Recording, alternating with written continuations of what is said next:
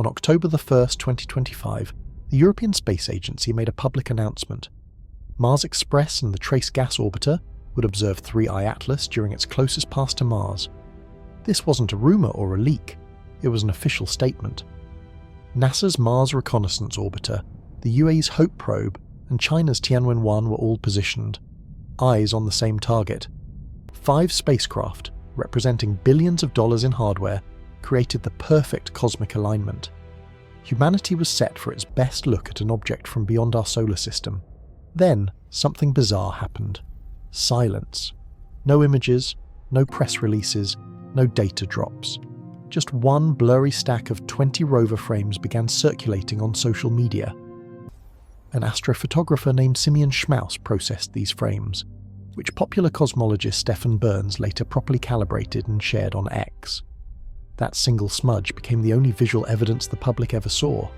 Meanwhile, China, a country that typically floods the internet with thousands of Mars images and celebrates every space achievement as proof of superiority, said nothing. Not a word, not a pixel. For a nation obsessed with showing the world its capabilities, that silence was deafening. And it got stranger.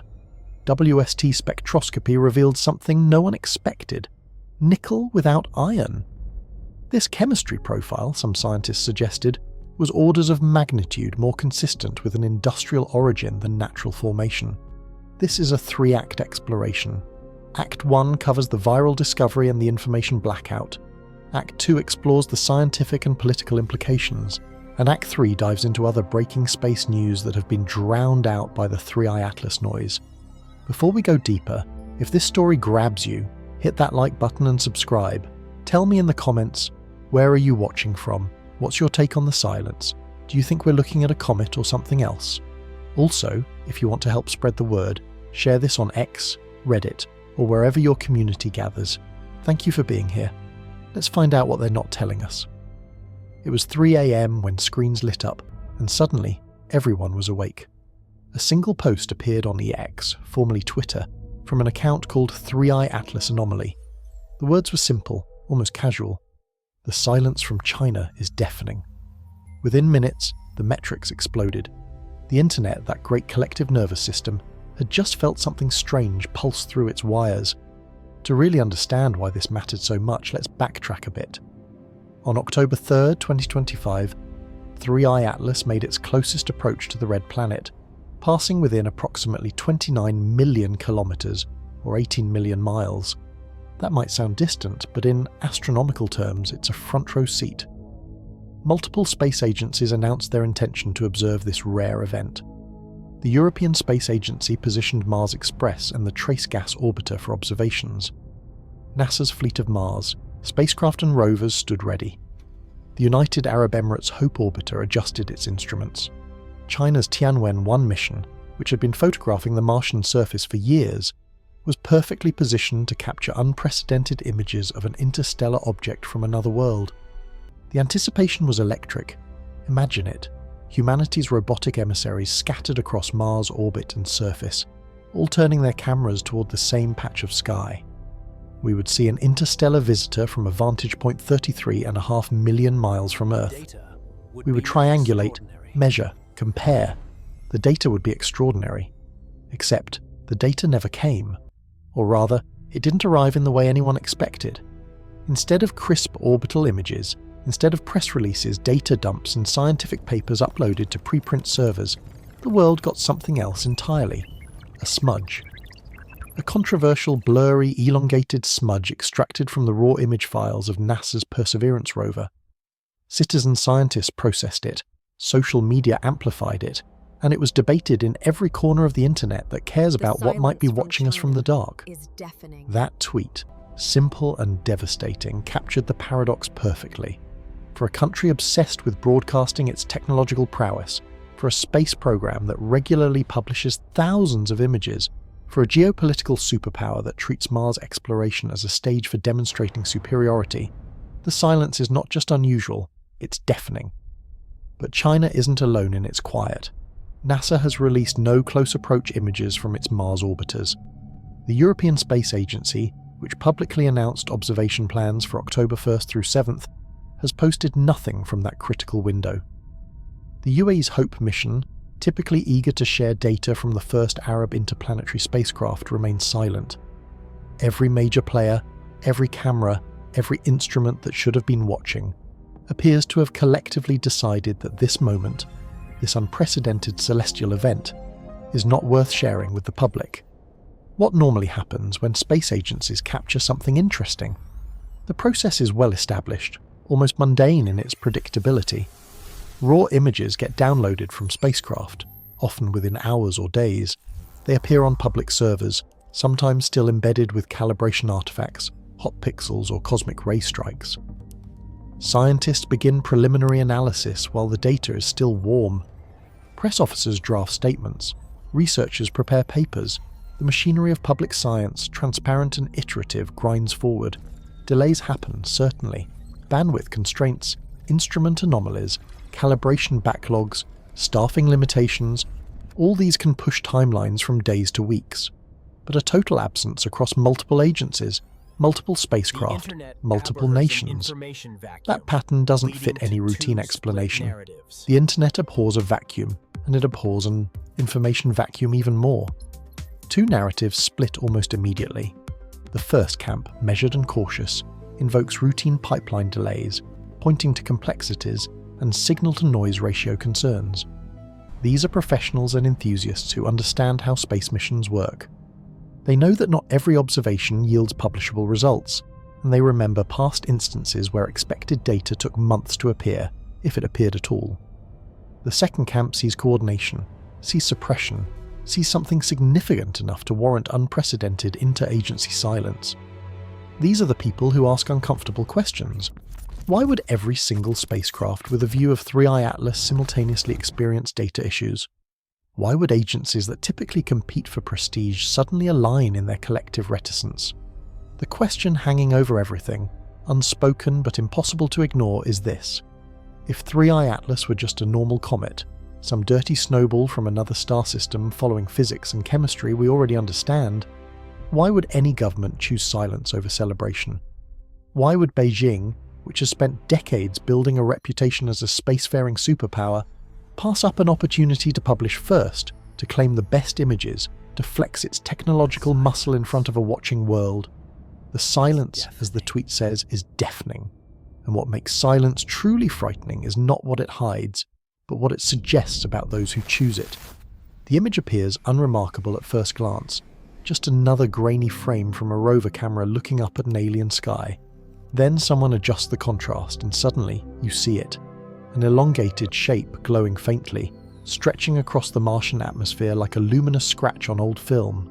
The caption on the post from Truthplex reads, "Does this look like a comet to you?" Another user, for all curious, shares a cropped and colour-enhanced version. The object is now tinted green, its edges seemingly crisp, its proportions suggesting something cylindrical, something with uniform internal brightness. The comments explode with speculation. Metallic, structured, impossible. This is the image that broke containment. The single piece of visual evidence that escaped the apparent data blackout and spread across the internet faster than any official correction could follow. It comes from NASA's Perseverance rover, specifically from the Mascom Z instrument, a stereoscopic camera system designed to photograph rocks and soil samples, not fast-moving objects in the sky. The raw image files, as they always do, appeared on NASA's public servers. What happened next was citizen science at its most aggressive.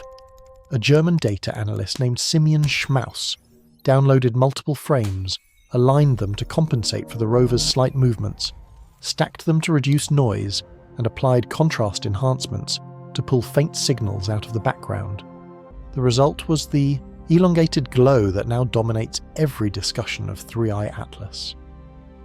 Astrophysicist Avi Loeb, director of Harvard's Galileo project, and perhaps the most prominent voice arguing for serious scientific investigation of potential interstellar artifacts, referenced this stacked image in a Medium blog post, describing it as a smudge, but acknowledging its existence in the data. So, what are we actually looking at? The mundane explanation is straightforward, almost disappointingly so. When a camera captures a moving point source across multiple frames, especially when those frames are later aligned and combined. The motion itself creates elongation. Imagine photographing a distant airplane at night with a long exposure. The plane's lights streak across the frame, creating the illusion of a glowing rod rather than a point. The Mastcam Z system was never designed for tracking fast celestial objects. Its exposure settings, its frame rate, its alignment algorithms, all optimized for stationary geology, conspire to smear anything moving across the field of view. Add to that the digital processing applied after the fact. Stacking introduces artifacts. Contrast enhancement amplifies noise, hot pixels, those individual detector elements that malfunction and report false brightness, can create spurious signals that look like structure when stretched and filtered. The green tint that appears in some versions is almost certainly a false color map, applied to make faint features more visible, not the actual color of the object. Anyone who has worked with astronomical images knows that what you see after processing may bear only a passing resemblance to what the instrument actually recorded, and yet the image persists. The cylinder interpretation persists because this grainy, contested, possibly artifact-laden smudge is the only visual evidence the public has from the Mars observation window, not because better images don't exist, but because better images have not been released. The orbital spacecraft, with their higher resolution cameras, their precise pointing systems, their ability to track moving objects, should have captured definitive data. Mars Reconnaissance Orbiter carries HiRISE, a camera capable of resolving features less than a meter across on the Martian surface. Mars Express and the Trace Gas Orbiter have instruments designed for atmospheric science and surface mapping. Any of these platforms, properly tasked, could have delivered images that would settle the question instantly. Instead, we have a smudge. And the human mind, that pattern-seeking engine honed by millions of years of evolution to spot predators in tall grass and faces in clouds, looks at the smudge and sees structure, sees symmetry, sees intent. Compare this to the Hubble image from July.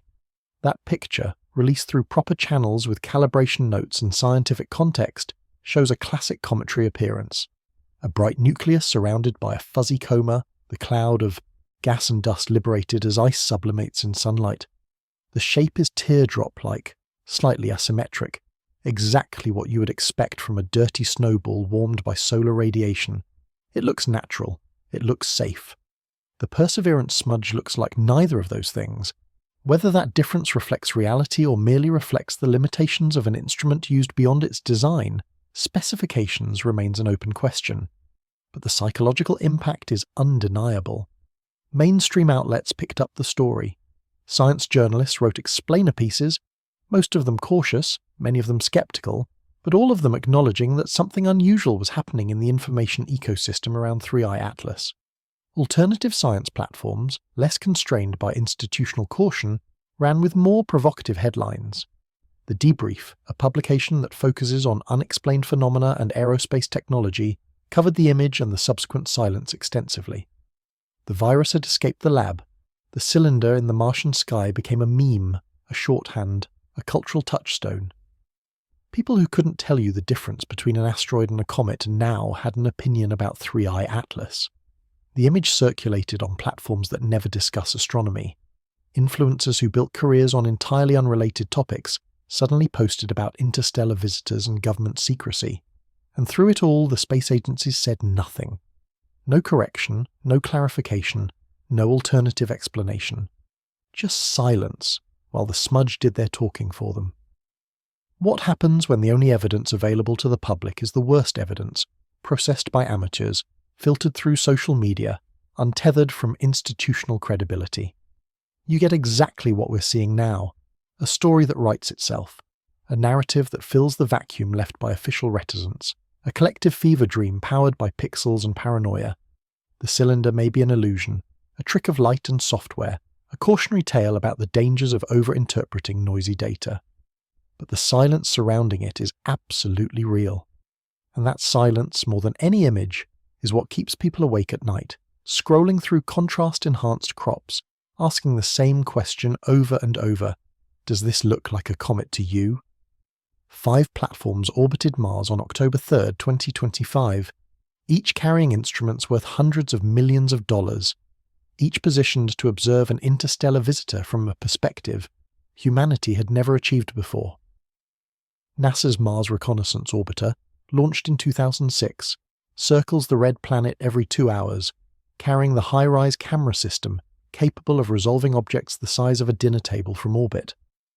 The European Space Agency operates 2 spacecraft, Mars Express, in orbit since 2003, equipped with a high-resolution stereo camera and spectrometers, and the Trace Gas Orbiter, which arrived in 2016 with instruments designed to sniff atmospheric, composition and photograph surface features in exquisite detail. The United Arab Emirates Hope Orbiter, the first Arab interplanetary mission, reached Mars in 2021, carrying cameras and spectrometers optimized for studying the Martian atmosphere and weather patterns, and China's Tianwen-1, which entered orbit in 2021 and deployed a rover to the surface shortly after, carries both orbital and ground-based instruments capable of imaging and spectroscopy. 5 platforms, dozens of cameras, hundreds of scientists and engineers monitoring telemetry, planning observations, downloading data. The observation window for 3I Atlas was publicly announced. The European Space Agency explicitly stated that Mars Express and the Trace Gas Orbiter would observe the object between October 1st and October 7th. This was not a secret operation. This was open science, the kind of coordinated international observation that represents the best of what humanity can achieve when we set aside our differences and point our instruments at the same patch of sky. The closest approach occurred on October 3rd. 3I Atlas passed Mars at approximately 29 million kilometers, close enough that even modest instruments should have been able to capture detailed images of the coma structure, measure the rotation rate, if one existed, and analyze the spectrum of sunlight reflected and emitted by the object. The data download process for Mars missions is well established.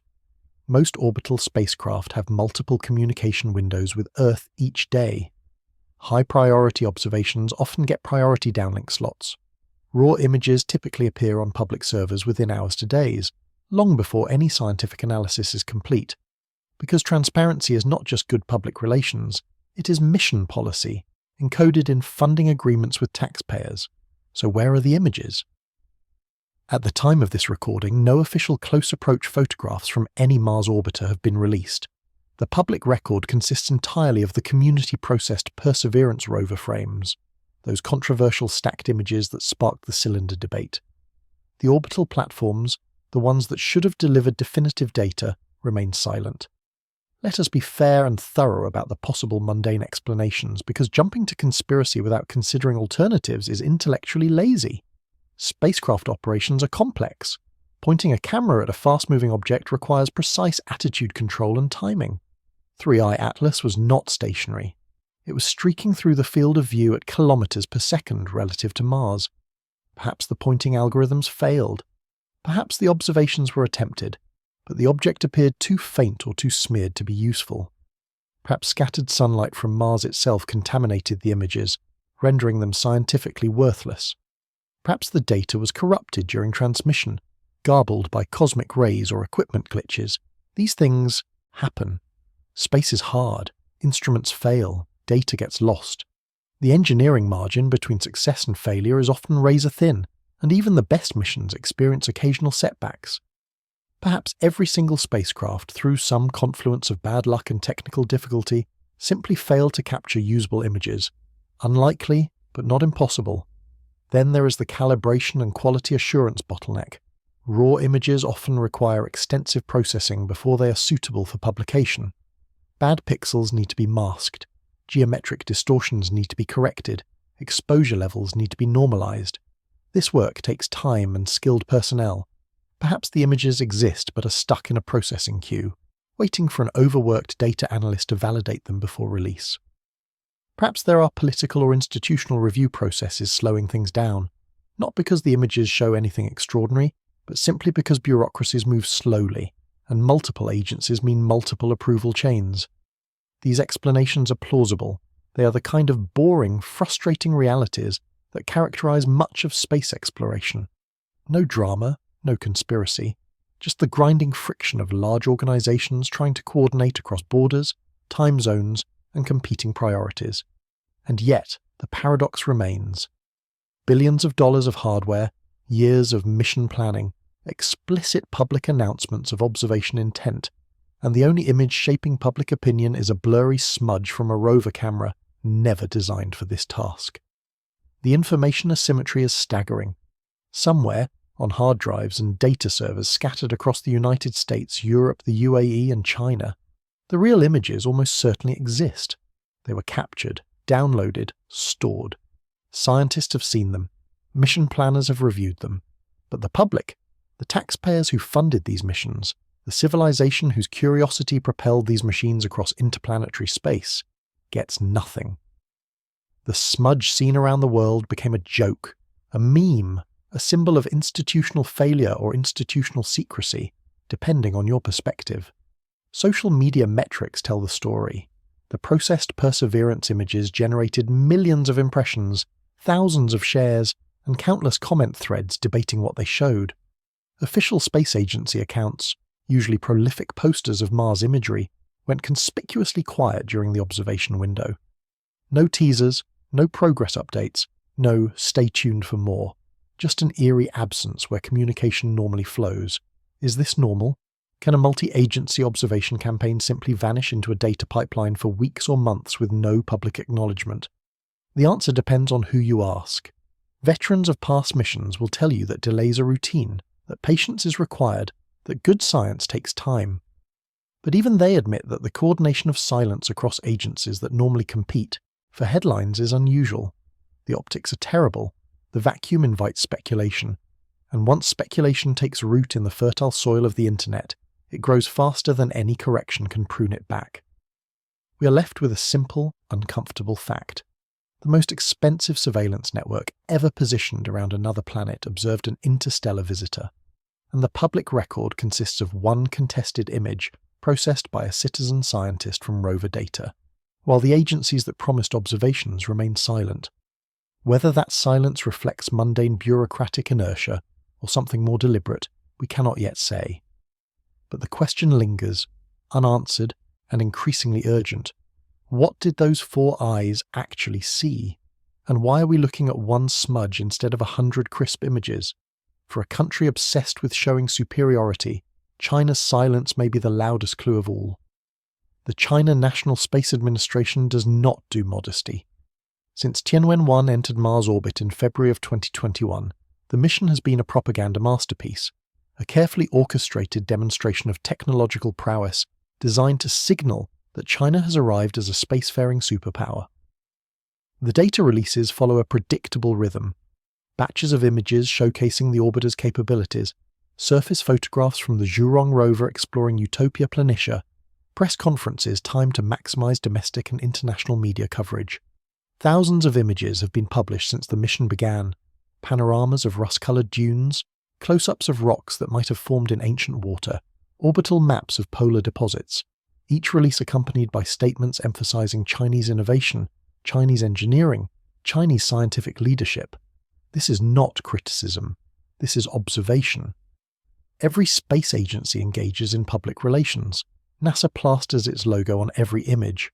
The European Space Agency produces slick videos celebrating Rosetta's comet landing or Mars Express's longevity. The space race never ended. It just became more about prestige than weapons, and in that race China has been sprinting, eager to match and exceed the accomplishments of established players, determined to prove that authoritarian technocracy can compete with and surpass democratic science.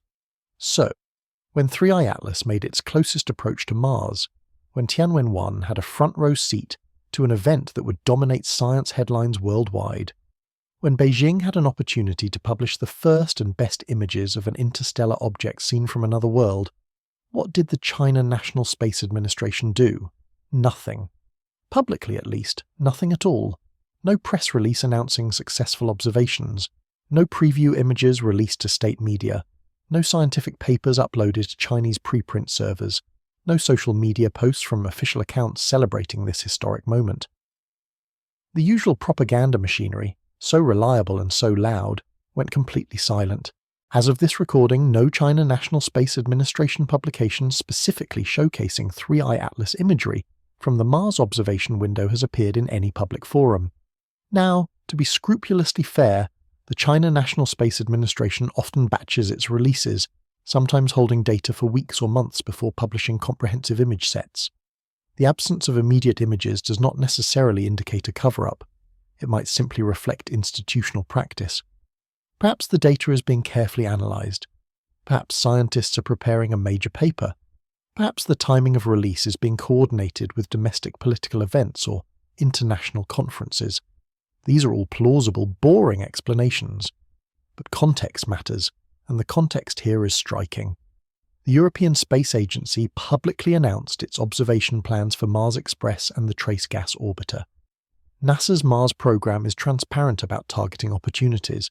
Both agencies typically release at least preliminary data relatively quickly, even if full scientific analysis takes longer. The symmetry of silence, the fact that every major player appears to have collectively decided not to share images from this specific event, is what alarms commentators and fuels speculation. Geopolitically, the silence is a missed opportunity that borders on inexplicable. China's space program exists not just to do science, but to demonstrate that China can do science as well as or better than anyone else. Mars missions are expensive, politically risky, and technically challenging. The return on investment is not just scientific knowledge, it is national prestige. When India's Mars orbiter mission succeeded on its first attempt in 2014, beating China to the red planet, the loss of face was palpable in Chinese media coverage. The country that had put astronauts in space, that had landed on the far side of the moon, had been beaten to Mars by a smaller neighbour with a fraction of the budget. Tianwen-1 was the answer to that humiliation. A comprehensive mission with an orbiter, a lander and a rover, all succeeding on the first attempt, a feat no other nation had achieved. The message was clear. China has caught up, and China is pulling ahead. Every subsequent data release reinforced that message. Look what we can do. Look where we can go. Look how advanced our technology has become. So why, when presented with an opportunity to capture the most extraordinary images in the history of their Mars program, would Beijing choose silence? Why would they allow NASA and the European Space Agency to control the narrative by default, even if that narrative is currently dominated by amateur-processed rover images rather than official releases? Why would they pass up a chance to one-up the Americans, to publish first, to claim scientific priority, to bask in global attention? The cultural and media angle adds another layer. Information flow in China is tightly controlled. Weibo, the dominant social media platform, is moderated aggressively. Posts about sensitive topics disappear. Trending hashtags get suppressed. If there were an official or semi-official release of 3i Atlas images that subsequently vanished from Chinese platforms, it would fit established patterns of information control. We have seen this before with everything from natural disasters to political scandals to embarrassing technological failures. The absence of evidence in a controlled information environment does not prove evidence of absence, but it does suggest that if something interesting appeared and then disappeared, we might never know. The speculation, and it must be labelled as speculation because we have no direct evidence, is that something in the Tianwen-1 data made Beijing hesitate. Perhaps the images were too ambiguous, too provocative, too likely to fuel exactly the kind of uncontrolled public speculation that authoritarian governments despise. Perhaps there was a request, formal or informal, from other space agencies or from defence and intelligence communities to hold off on publication pending further analysis. Perhaps the decision to remain silent was coordinated, part of a larger interagency agreement that crosses geopolitical boundaries, because some discoveries are too significant for unilateral disclosure. Or perhaps, and this is the boring explanation that might actually be correct, the data was simply not very good. Perhaps the pointing was off, the images were blurry, the signal-to-noise ratio was poor. And Beijing made a pragmatic decision not to publish substandard data that would invite mockery rather than admiration. In the calculus of propaganda, a missed opportunity is better than a public failure. We do not know. We cannot know, not without access to the actual data or direct statements from the China National Space Administration explaining their silence. What we can observe is the silence itself, the fact that it exists, the fact that it is consistent with silence from other agencies, and the fact that it represents a dramatic departure from established patterns of behaviour. When a government that normally shouts chooses to whisper, when a space program that craves attention suddenly seeks none, The absence of sound becomes a sound of its own, and that sound, as the original tweet observed, is deafening. China's silence is the sign that something's happening behind closed doors. The words appear on a screen posted by a user called Orwellin090, and they capture the mood perfectly. Two competing hypotheses face each other across the digital divide, each coherent, each supported by partial evidence, each demanding that we take sides. The first hypothesis is mundane and frustrating: data pipeline delays, noisy observations, nothing scientifically exciting enough to rush into publication. Agencies doing what agencies always do: moving slowly, checking thoroughly, avoiding premature claims. The second hypothesis is extraordinary and terrifying. The data shows anomalies, structures, behaviours inconsistent with natural objects, and a temporary embargo has been imposed while governments and scientific institutions figure out what to say and how to say it without causing panic. Let us examine both with the seriousness they deserve. The mundane explanation rests on decades of space mission experience. Spacecraft operations are complicated. Data collection is only the first step in a long process that includes transmission, validation, calibration, analysis, peer review, and publication. Even high-priority observations can take weeks or months to work through this pipeline. Scientists are cautious by training and by necessity. Publishing incorrect results damages careers and institutions. Better to take extra time to triple-check, to build consensus, than to rush into print with claims that later prove embarrassing. Furthermore, not every observation succeeds. Instruments fail. Pointing errors occur.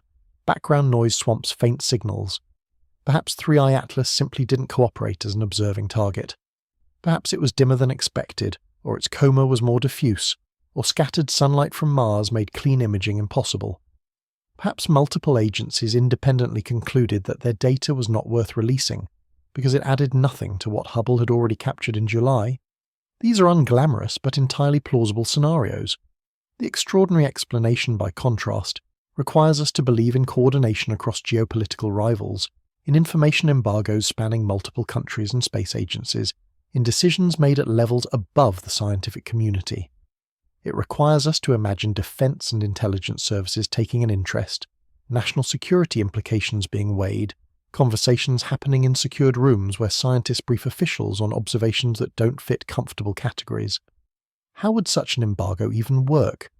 Space agencies are civilian organizations, at least nominally, but they operate under government authority and depend on government funding. If a three-letter agency, or its equivalent in other countries, requested a pause in data publication pending analysis, if the request came with sufficient justification and sufficient authority, compliance might be framed as voluntary cooperation rather than censorship. The scientists wouldn't be gagged. They would simply be asked to wait, to give the experts time to assess, to avoid triggering public alarm over data that might have innocent explanations. Historical analogies exist, though none are perfect parallels. The Rosetta mission to Comet 67P Churyumov-Gerasimenko encountered unexpected features that took time to explain. Some data releases were delayed while scientists argued over interpretation. Government shutdowns in the United States have paused NASA communications, creating temporary blackouts in public data flow that had nothing to do with the content of the data itself. The culture of secrecy around certain space technologies, particularly those with potential military applications, is well documented. Satellite imagery capabilities, propulsion systems, communication protocols, these are routinely classified or released only under strict controls. But 3i Atlas is not a military satellite, not a disaster. It is an interstellar comet, a natural object, the kind of thing scientists live for. Why would governments care enough to intervene? The answer, if the extraordinary hypothesis is correct, lies in the implications. If the observations showed something inconsistent with natural formation, if the composition was anomalous, if the structure suggested design, then the question stops being a scientific curiosity and becomes a matter of profound national and global significance. How do you tell 7 billion people that we might not be alone, that something is visiting, that we have no idea what it wants or where it came from? How do you prevent panic, maintain social order, coordinate international response? You buy time, you impose temporary silence, you convene experts behind closed doors, you work through scenarios, you craft messages, you decide what to say and when to say it. And while all this happens, the public, kept in the dark, begins to sense that something is wrong, that the absence of information is itself information, that the silence is not empty but full of dread. The Mars vantage point matters immensely in this scenario. Observing 3i Atlas from Earth provides one perspective, but observing it from Mars provides triangulation, depth perception, the ability to measure parallax and extract three-dimensional structure. If the object displayed geometry inconsistent with a tumbling ice ball, if it showed bilateral symmetry or surface features that looked machined, if it exhibited maneuvers or changes in brightness that suggested active control, then the view from Mars would be the smoking gun, the data point that transforms speculation into conclusion. And that brings us to the question lurking beneath every layer of this mystery. What would such data actually show? What would an artificial interstellar object look like? Would it be obviously technological, bristling with antennas and solar panels like a spacecraft from a science fiction film? Or would it be subtle, optimized for interstellar travel in ways we cannot yet imagine, its purpose and origin ambiguous even to trained observers? Would we recognize it for what it is?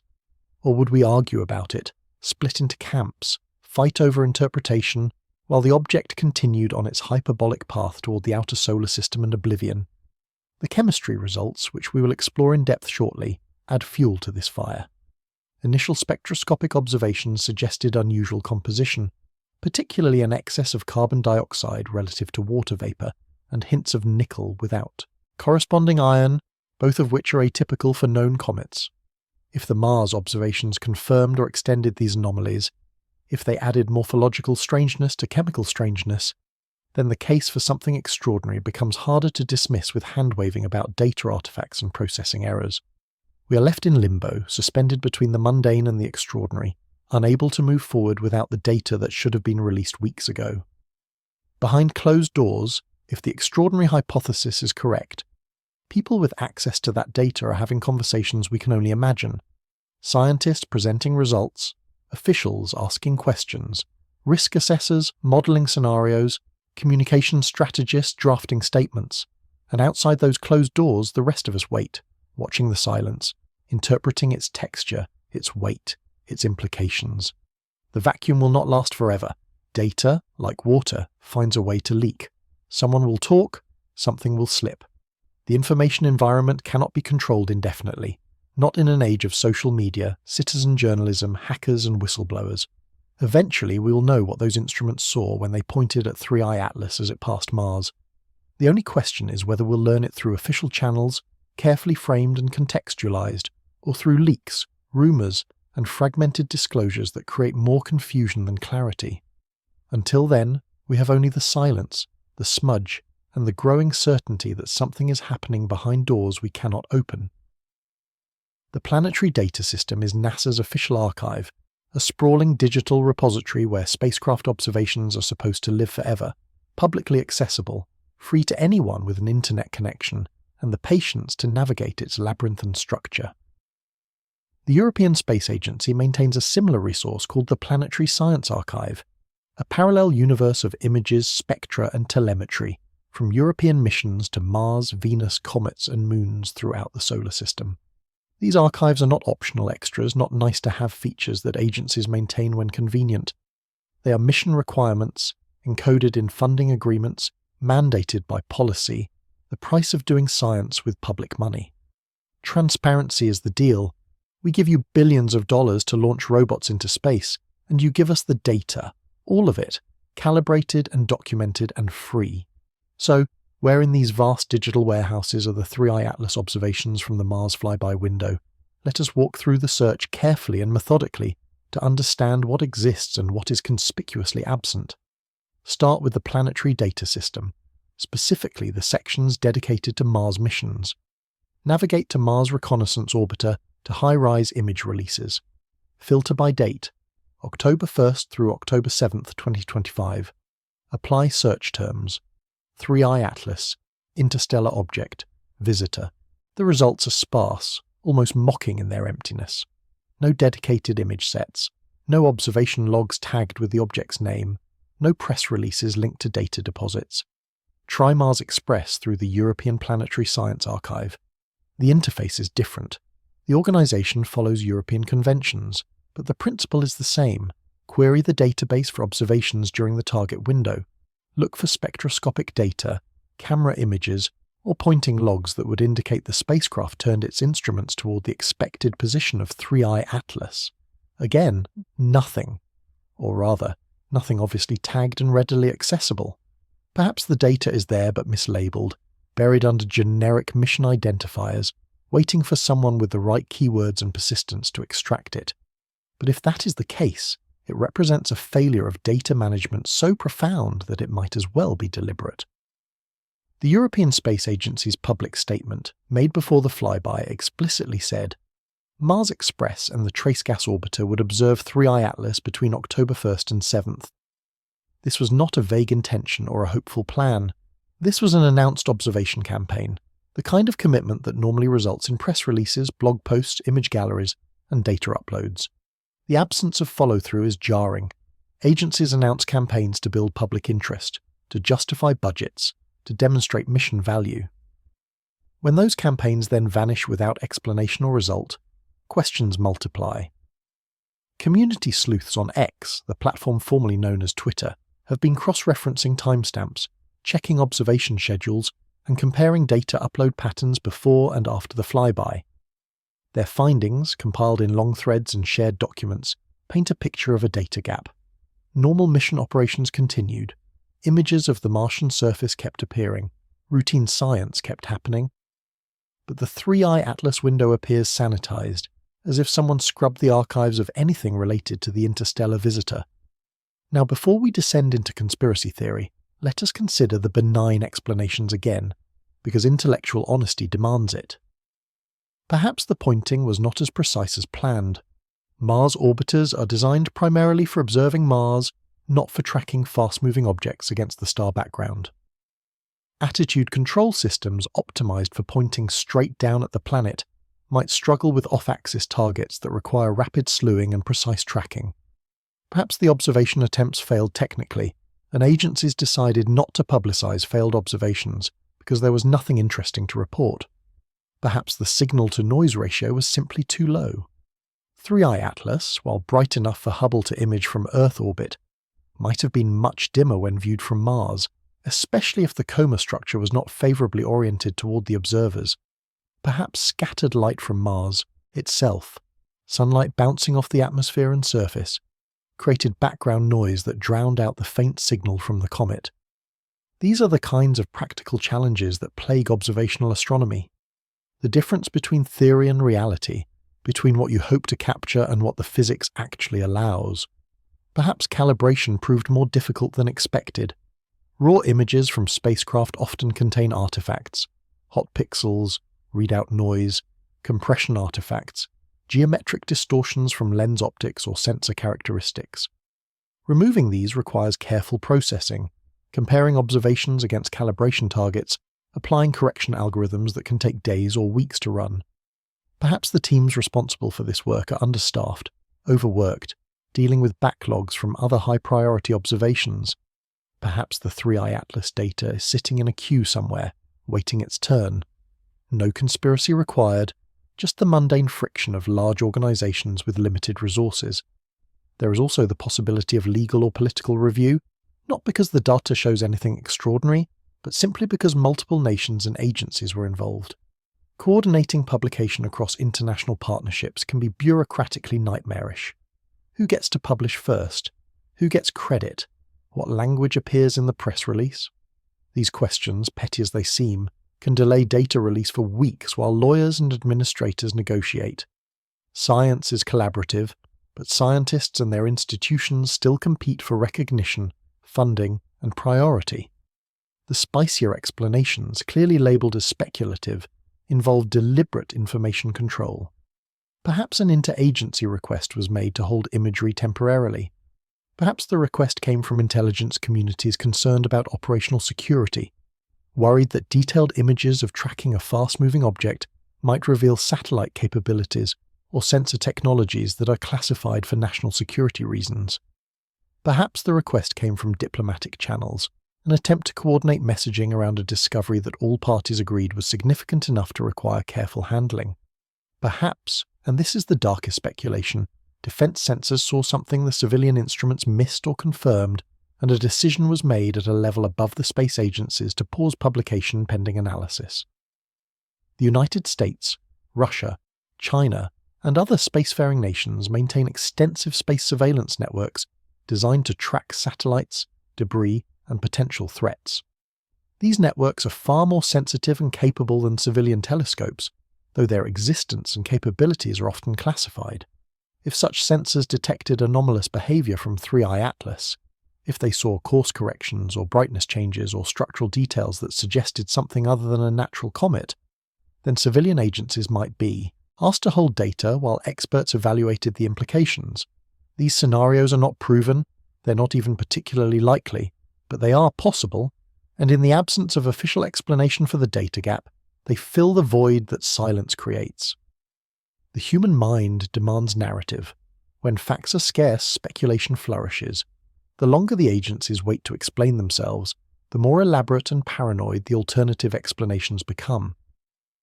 It is worth noting that NASA and Hubble did publish information about 3i Atlas earlier in the year. Size estimates, orbit calculations, and compositional data from spectroscopy all appeared in official channels and peer-reviewed papers. The agencies have not been completely silent about the object. What is specifically missing is imagery and data from the Mars flyby window. That narrow period when multiple spacecraft with unprecedented vantage points should have been capturing their best observations. The selectivity of the silence is what makes it so provocative. Archives can be searched, logs can be checked, patterns can be analysed. But if data was never uploaded, or if it was uploaded under obscure identifiers that do not reference 3i Atlas, then even the most diligent citizen scientist will come up empty. The architecture of these archives assumes good faith, assumes that mission teams want their data to be found and used. If that assumption breaks down, if data is effectively hidden in plain sight through mislabeling or omission, then the public's right to access becomes theoretical rather than practical. We are left with an uncomfortable asymmetry. The infrastructure exists for transparency, the policies demand it, the precedents support it. But the data from the most anticipated observation campaign of the year, involving billions of dollars of hardware and explicit public announcements of intent, is absent from the places it should be. Whether that absence reflects technical failure, bureaucratic dysfunction, or deliberate choice, we cannot yet determine. But the absence itself is a fact, verifiable and troubling, and it sits at the centre of everything strange about the 3i Atlas story. The data that never dropped has become the data that everyone is talking about, and its very invisibility has given it more power than any image could have achieved. Let us return to the image that will not go away, the elongated glow that has become the visual shorthand for this entire mystery. Pull up the processed Perseverance frames again, the stacked images that show 3i Atlas as a streak of light against the Martian sky. Zoom in on the versions that have been contrast-enhanced, the crops where the object appears cylindrical, almost uniform in brightness along its length, with what some observers describe as crisp edges and internal structure. Look at the false colour versions, the ones tinted green or enhanced to bring out subtle details. Does this look natural? Does this look like a tumbling comet nucleus surrounded by a diffuse coma of gas and dust? Or does it look like something else? Something organised, something that does not belong in our comfortable categories. The human eye is a miracle of evolution and an engine of deception. We see faces in clouds, animals in rock formations, patterns in randomness. Pareidolia, the tendency to perceive meaningful images and ambiguous stimuli, is hardwired into our neural architecture. It kept our ancestors alive, helped them spot camouflaged predators and hidden food sources. But it also makes us unreliable interpreters of noisy data. A smudge becomes a cylinder. A trick of light becomes evidence. An artifact becomes an artifact in the archaeological sense, proof of intention and design. So let us approach this carefully, with the skepticism it deserves, but also with the openness that science requires. Start with motion blur, the most prosaic explanation. When a camera captures a moving point source, especially across multiple frames that are later aligned and stacked, the motion creates elongation, The direction of elongation should match the direction of motion. The length should correspond to the angular velocity multiplied by exposure time, multiplied by the number of stacked frames. This is basic kinematics, predictable and testable. If the cylinder shape can be fully explained by these factors, then there is no mystery, only misinterpretation. But some analysts claim the internal brightness distribution is too uniform for simple motion blur. When a point source streaks across a detector, the resulting trail typically shows brightness variations. Brighter in the center where the photons concentrated, fainter at the edges where fewer photons were collected. The stacked images, according to these analysts, show almost constant brightness along the length of the object, suggesting not a smeared point, but an extended source with intrinsic structure. They point to what they interpret as clean edges, boundaries that appear too sharp to be the diffuse coma of a comet. Then, there is the controversial claim of a metallic band or gleam visible in certain processing versions, a reflection or emission feature that looks distinctly artificial. This is where the analysis becomes most contentious, where skeptics and believers part ways completely. One camp sees obvious processing artifacts, hot pixels amplified by contrast enhancement, color mapping creating the illusion of structure where none exists. The other camp sees something worth investigating, a signal that cannot be dismissed without access to the original data and rigorous testing. How would we actually test this? The scientific method at its core is about reproducibility and prediction. If 3i Atlas truly has an elongated cylindrical structure, then multiple observations taken from different angles and at different times should show consistent geometry. The apparent length and width should vary predictably based on viewing angle following the mathematics of perspective. If different instruments captured the object, their images should agree on basic morphology, after accounting for differences in resolution and wavelength sensitivity. Furthermore, if the elongation is purely due to motion blur in the Perseverance images, then we should be able to calculate the expected smear based on the known trajectory of 3i Atlas and the camera characteristics. If the observed elongation exceeds what motion blur can explain, or if the orientation does not match the predicted direction of motion, then the structure hypothesis gains credibility. These are straightforward calculations that require orbital mechanics and camera specifications, both of which are publicly available. But here is the problem. Without multiple independent observations, without images from the Mars orbiters that should have captured far superior data, we cannot perform these tests. We are stuck with ambiguous evidence, a single set of images from an instrument never designed for this purpose, processed by well-meaning amateurs using techniques that might introduce as many artifacts as they reveal. The cylinder could be real. The cylinder could be an illusion. We cannot tell the difference from this data alone. Avi Lowe's blog post acknowledging the stacked smudge lends some credibility to the observation, if only because Lowe is a professional astronomer affiliated with Harvard's Galileo project and the Smithsonian Astrophysical Observatory, not a conspiracy theorist or UFO enthusiast. Lowe has become controversial in recent years for his willingness to seriously consider the possibility of interstellar artifacts and extraterrestrial technology, but he remains a working scientist with publications in peer-reviewed journals and a reputation to protect. His interest in 3i Atlas does not prove the object is artificial, but it does validate the observation as worth examining rather than dismissing out of hand. The contrast with Hubble's July image is stark and instructive. That photograph, taken from Earth orbit months before the Mars flyby, shows a classic cometary appearance. The nucleus is small, perhaps a few kilometers across based on brightness and assumed albedo. The coma is symmetric, teardrop-shaped, exactly what sublimating ices should produce as solar radiation heats the surface and liberates gas and dust. The tail, if visible, would point away from the sun, following the pressure of solar wind and radiation. Everything about the Hubble image screams comet, an icy relic from planetary formation, ejected from another star system and now passing through ours. So why does the Perseverance image look so different? Perhaps viewing angle explains it.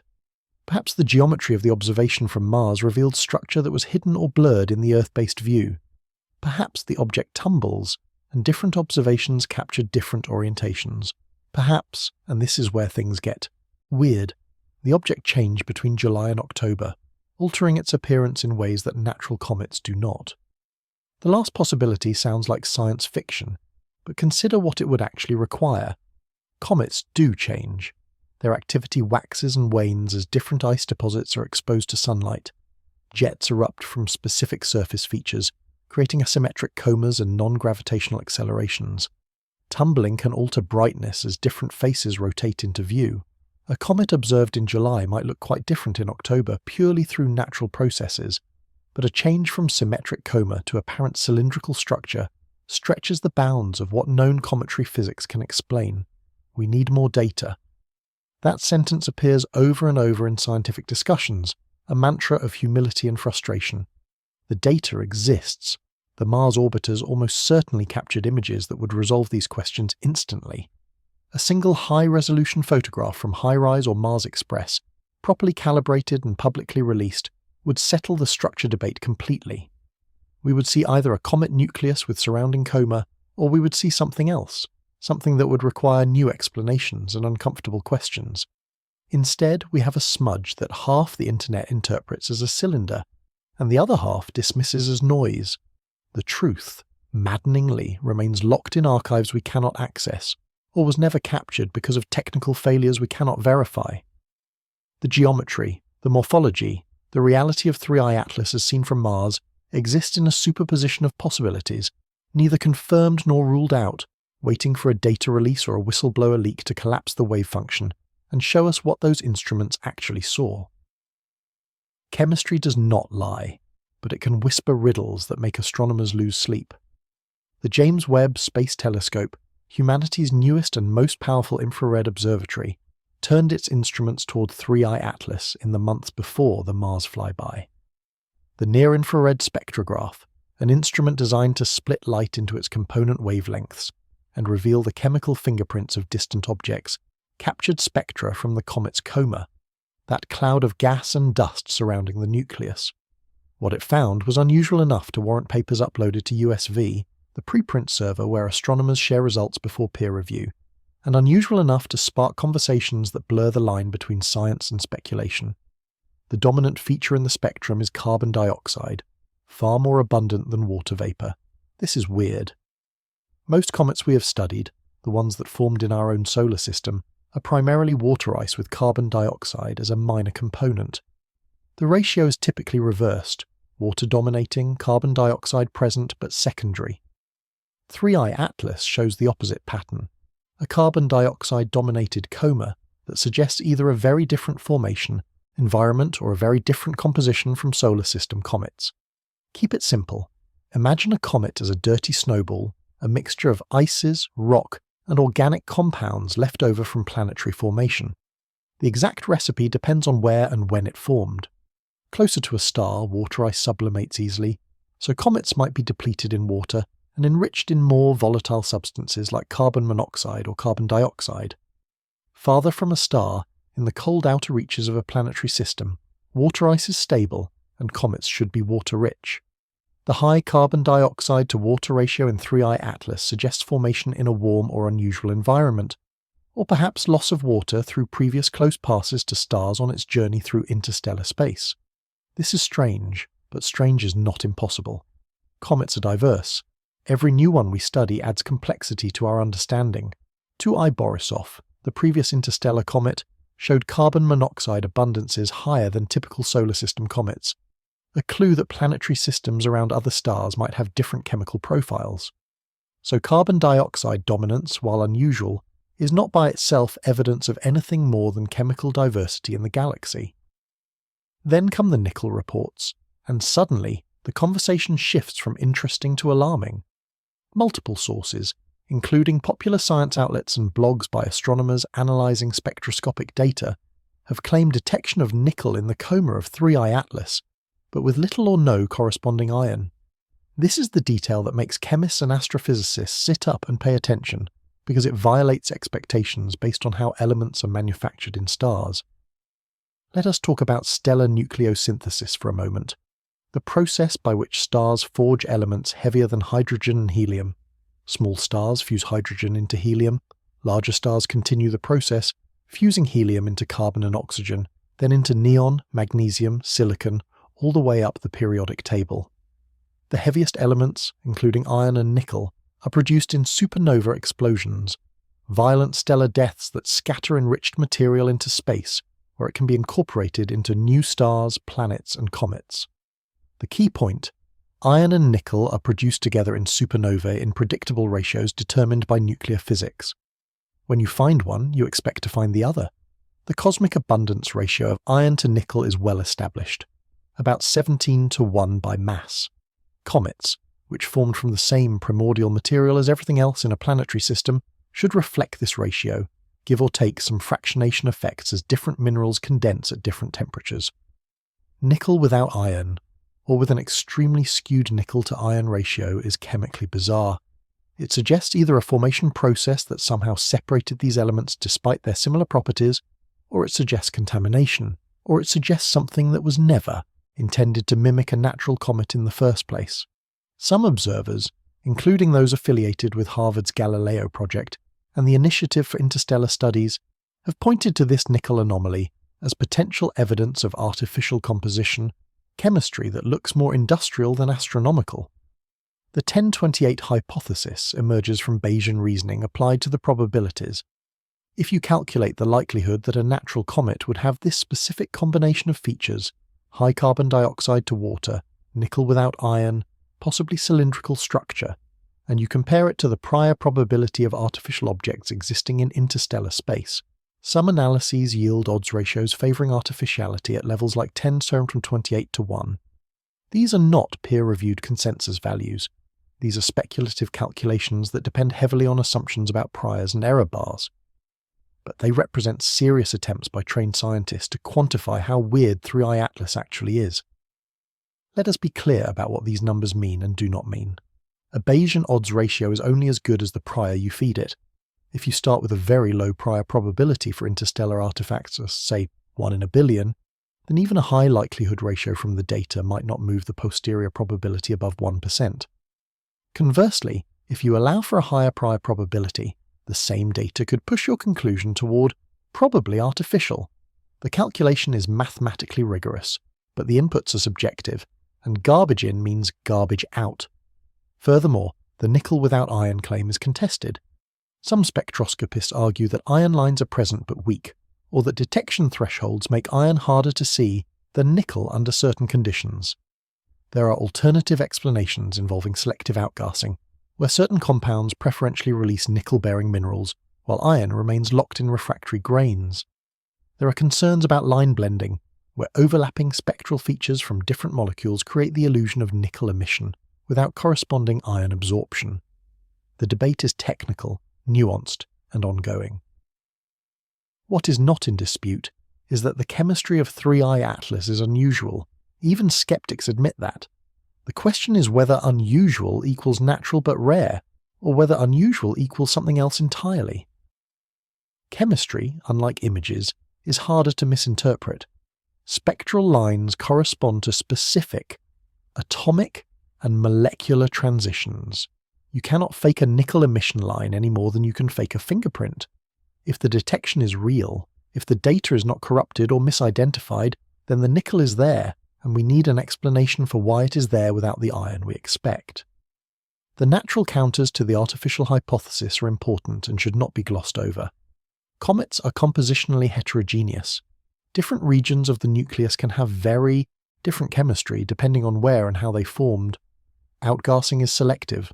Volatiles escape first, refractories last. The coma we observe is not a complete inventory of the nucleus, but a biased sample of whatever is actively sublimating at the time of observation. Detection thresholds matter. If iron is present but below the sensitivity limit of the instruments, while nickel happens to be in a more easily detectable state, we might see nickel without iron simply because we're not looking hard enough or in the right way. There is also the possibility of contamination, not in the sense of deliberate fabrication, but in the sense of foreground or background sources confusing the data. Spectroscopy from space telescopes is cleaner than ground-based observations, but it is not immune to scattered light, zodiacal dust, cosmic rays, and instrumental effects. Careful analysis requires subtracting these contributions, and mistakes can lead to spurious detections or missing features. The drama lies in the uncertainty. If the chemistry is as weird as the most provocative interpretation suggests, If 3i Atlas truly has a composition inconsistent with natural formation processes, then the implications cascade outward like a shockwave. We're not talking about life in the conventional sense, microbes on Enceladus, or biosignatures in exoplanet atmospheres. We're talking about something that travelled between stars, something that might have been made rather than born, something whose existence would rewrite our understanding of our place in the universe. But we are not there yet. The data is ambiguous, the interpretations are contested, the peer review process has not reached consensus. What we have is a chemical puzzle wrapped in an information blackout, a mystery that could be solved with more observations, better spectra, and independent confirmation, all of which should be forthcoming from the Mars observation campaign, but which remain frustratingly absent from the public record.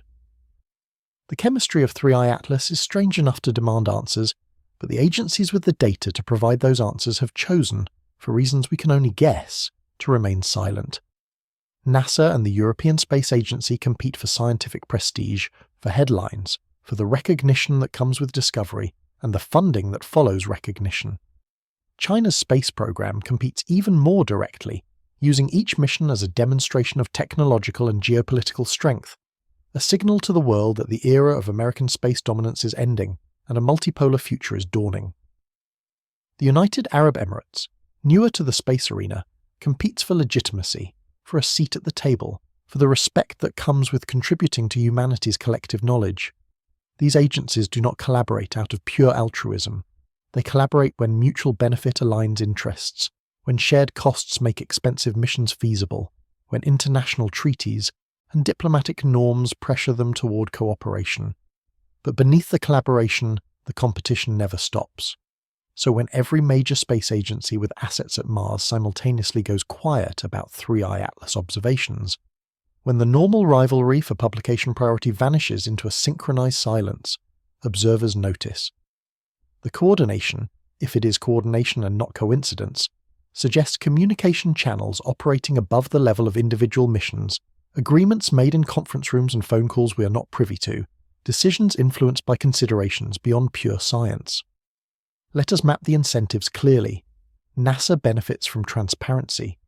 American taxpayers fund the agency, and public engagement justifies budgets. Publishing exciting results generates media coverage, inspires the next generation of scientists and engineers, and maintains political support. The European Space Agency operates under similar pressures, with the added complexity of coordinating across member states with different priorities and different levels of investment. Both agencies have decades of practice in managing public expectations, in explaining both triumphs and failures, and in building trust through openness. China's incentives are different but equally strong. The China National Space Administration reports to a government that values control but also craves international recognition. Publishing impressive results brings prestige. Demonstrating superior capabilities enhances national security by signalling technological strength to rivals.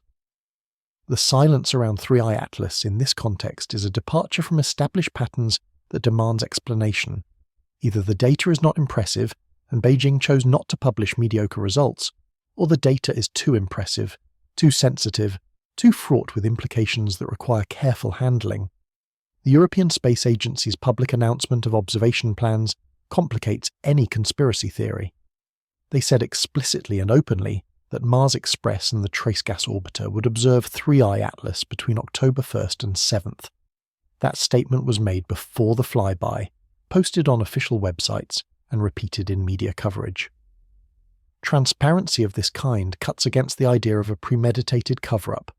You don't announce observations you plan to hide unless the situation changed, unless something unexpected appeared in the preliminary data, something significant enough that a subsequent request for embargo was made and agreed to. An embargo is not the same as classification. Classification involves legal authority, restricted access, and potential criminal penalties for disclosure. An embargo is softer, a voluntary agreement among parties to pause publication pending further analysis or coordination. Scientific journals use embargoes routinely, giving reporters early access to papers on the condition that they not publish until an agreed date. This allows time for fact-checking, for interviews, for context, while ensuring that all outlets release simultaneously rather than competing for scoops. Could an embargo have been requested around 3I Atlas data? The mechanism would be informal, probably initiated through back-channel communications between space agency leadership and government officials. The justification might involve operational security, concern that detailed tracking data could reveal satellite capabilities, or it might involve diplomatic coordination, a recognition that discovery of something truly anomalous should be announced collectively rather than unilaterally, or it might involve scientific caution, a desire to verify unusual results before triggering public speculation. Historical precedents exist where science and state interests intersected in uncomfortable ways.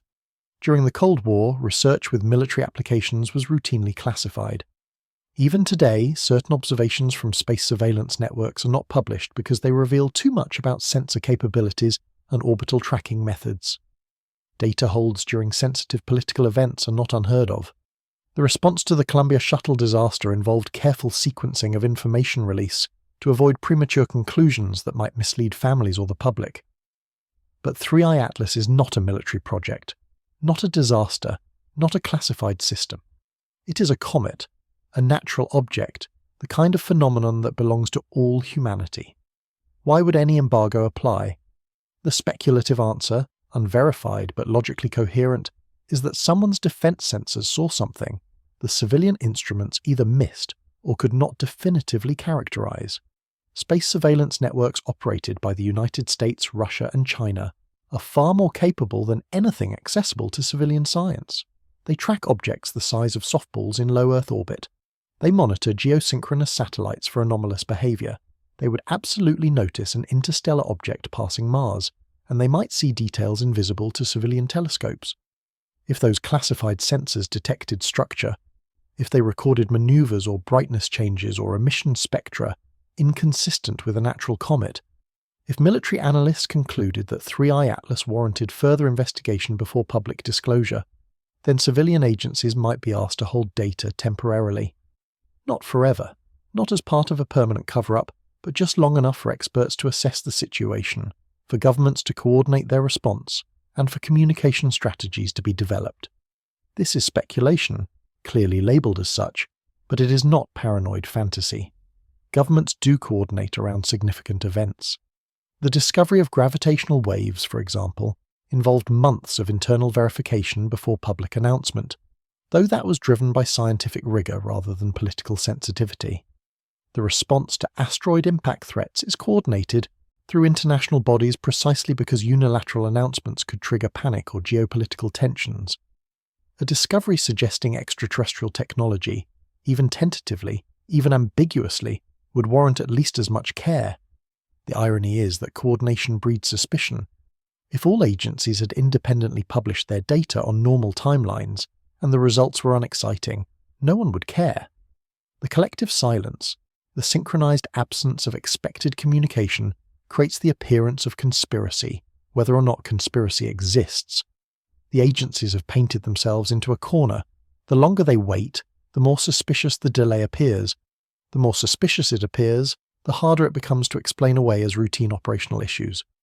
Meanwhile, online communities dissect every statement, every press release, every social media post from space agencies, looking for clues, inconsistencies, and signs of coordination. The information war is not between believers and skeptics. It is between those who trust institutions and those who trust patterns, between those who default to boring explanations until proven otherwise, and those who default to something is being hidden until proven otherwise. The truth, if we ever learn it, will likely involve elements of both. Some of the silence is probably mundane, the result of failed observations, poor data quality, or bureaucratic inertia. Some of it might be deliberate, a temporary pause while people who do not normally talk to each other have conversations about implications and options. Untangling which is which without access to internal communications and decision-making processes is nearly impossible. We are left reading tea leaves, interpreting shadows, building narratives from absence. What is certain is that the pattern of silence across agencies that normally compete is unusual. Whether it reflects coordination or coincidence, intention or accident, we cannot yet say with confidence. But the question hangs in the digital air, unanswered and increasingly urgent. Who decided that the world should not see what Mars saw? The internet is not a single space. but a battlefield of competing realities, each armed with screenshots, citations, and absolute certainty. In one trench sit the debunkers, the skeptics, the people who have seen 1,000 viral mysteries evaporate under scrutiny and refuse to get excited until extraordinary claims meet extraordinary evidence. They look at the Perseverance smudge and see motion blur, hot pixels, and pareidolia. They point to the absence of corroborating data from other platforms as evidence that there is nothing to corroborate. They invoke Occam's razor, the principle that simpler explanations should be preferred over complex ones, and argue that pipeline delays plus noisy data plus human pattern recognition equals exactly the circus we are witnessing. No conspiracy required, no aliens necessary, just people seeing what they want to see in ambiguous images. In the opposite trench sit the anomalists, the people who look at the same data and see patterns too consistent to be coincidence, silence too coordinated to be accident, chemistry too weird to be natural. They catalogue the unusual features: high carbon dioxide to water ratio, possible nickel without iron, apparent cylindrical structure, simultaneous multi-agency blackout. They argue that each individual anomaly might have a mundane explanation, but the conjunction of all of them exceeds the threshold of reasonable doubt. They ask uncomfortable questions about why agencies that announced observation plans have not published results, and about why the only publicly available images come from citizen scientists rather than official sources. The war between these camps is not fought with weapons, but with rhetoric, data interpretation, and social media algorithms that amplify outrage and certainty over nuance and doubt. Bot networks, whether state-sponsored or commercially motivated, can amplify specific narratives, making fringe theories appear more popular than they actually are.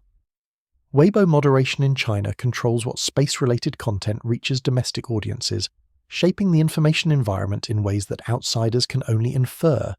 The same event viewed through different media ecosystems can appear completely different.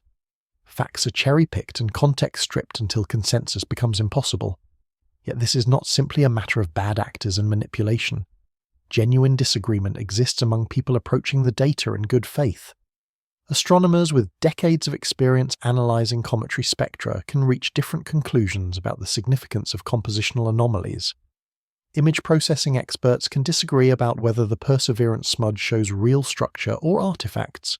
Risk analysts can calculate wildly different probabilities depending on their priors and assumptions. The scientific method is supposed to resolve these disputes through observation, experiment, and replication.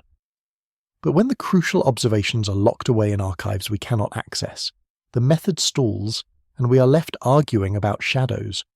For viewers trying to navigate this landscape, a toolkit is essential. First principle: anomalies should repeat. If 3i Atlas truly has unusual structure, future observations should confirm it.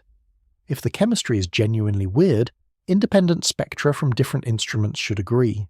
One data point, one ambiguous image, one contested measurement.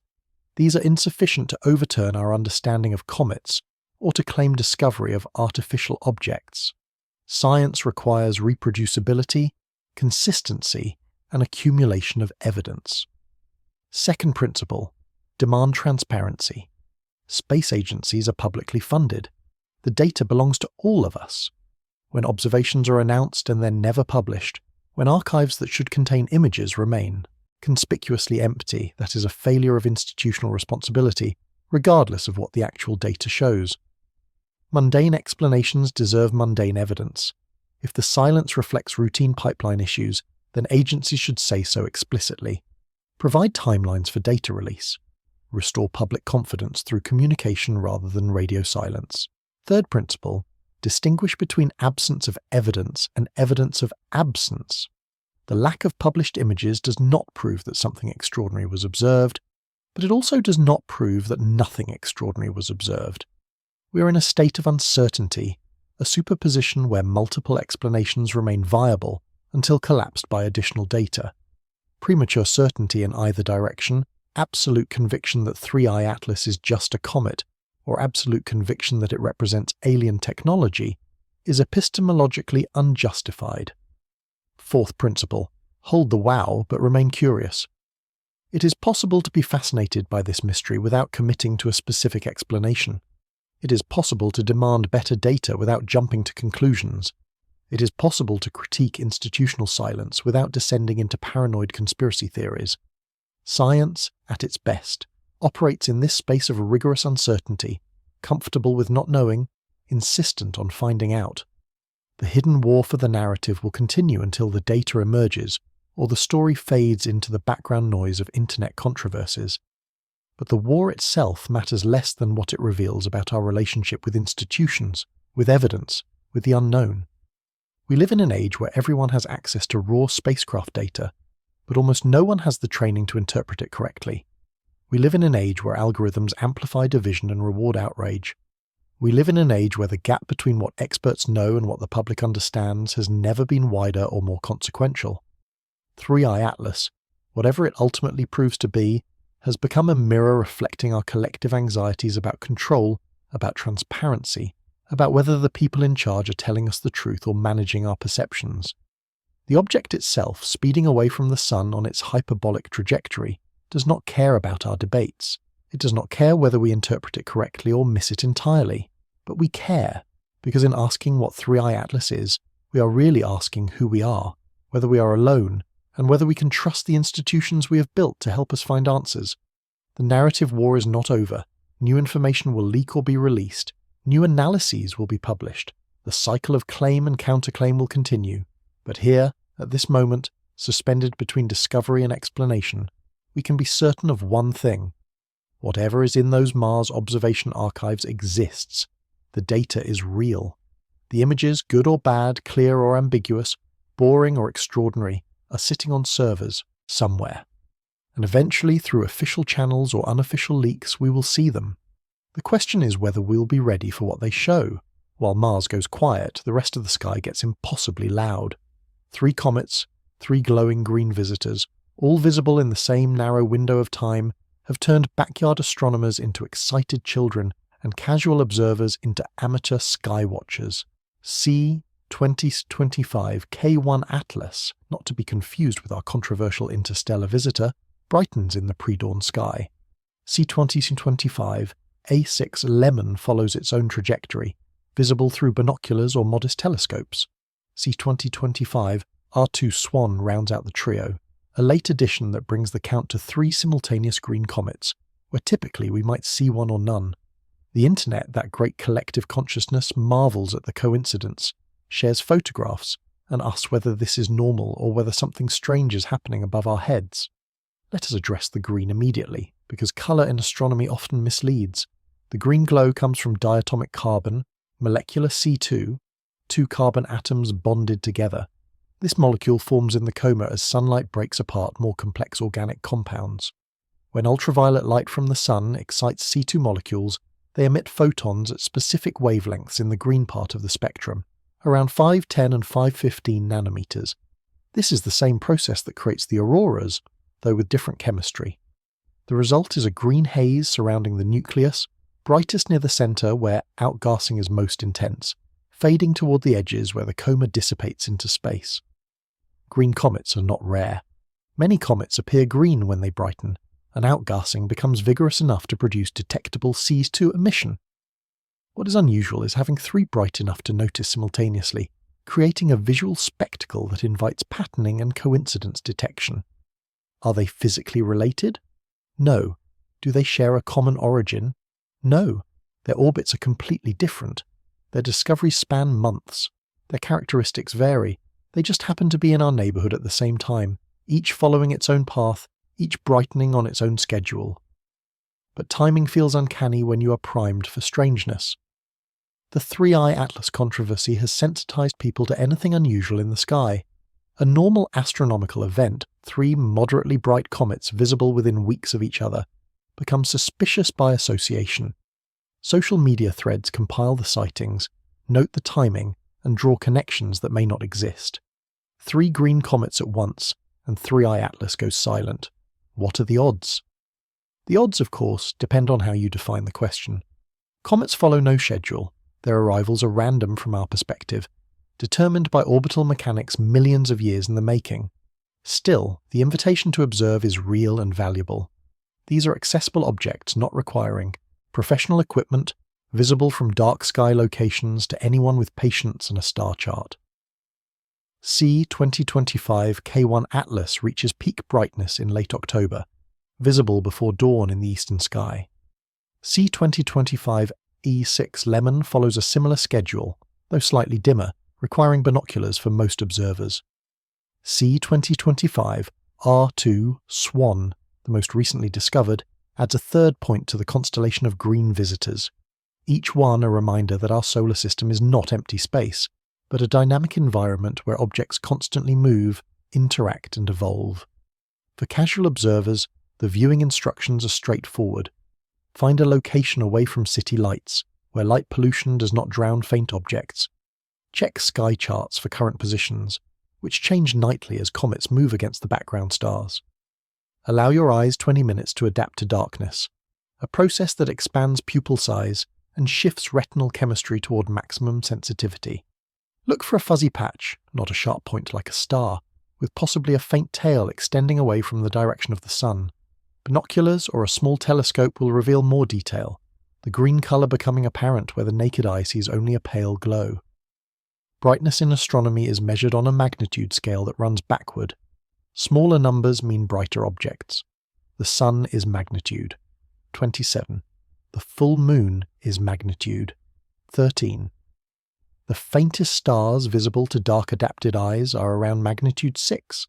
Comets, being diffuse rather than point sources, appear dimmer than their total magnitude would suggest, because their light is spread across an extended area. A magnitude 5 comet might be barely visible as a fuzzy patch, while a magnitude 5 star would be easily spotted. Understanding this helps manage expectations. These green comets are not spectacular naked-eye objects dominating the sky. They are subtle, requiring effort and appropriate conditions, rewards for those willing to wake before dawn and drive away from urban glow. The emotional response to seeing a comet is difficult to articulate, but unmistakable when experienced. There is the intellectual knowledge that this object has travelled from the outer solar system, perhaps from the Oort cloud trillions of miles away, following an orbit shaped by gravitational perturbations over millions of years. There is the visual beauty, the soft glow, the tail, if visible, stretching like a cosmic brushstroke across the stars. And there is the existential vertigo, the realization that you're standing on a planet orbiting a star, watching another object that is also orbiting the same star, both of you moving through space at velocities that would be incomprehensible, except that everything is moving so we feel stationary. No known physical link connects these three comets to 3i Atlas. They are not escort vessels, not advanced scouts, not part of a coordinated arrival. They are solar system natives, icy bodies from our own cosmic neighbourhood, not interstellar visitors. The timing is coincidence, albeit a striking one that feeds the narrative hunger surrounding the larger mystery. But coincidences happen in a universe vast enough and old enough. Unlikely events become inevitable, given sufficient opportunities.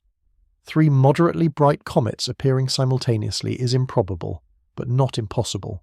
Mundane when analysed, but eerie when experienced against the backdrop of unanswered questions about the interstellar visitor. What the trio does provide is context, a reminder that comets are numerous, varied, and active. They are not rare exotic objects, but common features of planetary systems. Every star probably has a comet cloud, reservoirs of icy debris left over from planet formation, perturbed by passing stars and galactic tides into orbits that occasionally bring them sunward. We live in a shooting gallery, a cosmic pinball machine where collisions and close passes shaped the early solar system and continue to pose both opportunities for observation and risks for civilization. The green comets also democratize astronomy in a way that Mars observations do not. You cannot see 3i Atlas without professional equipment.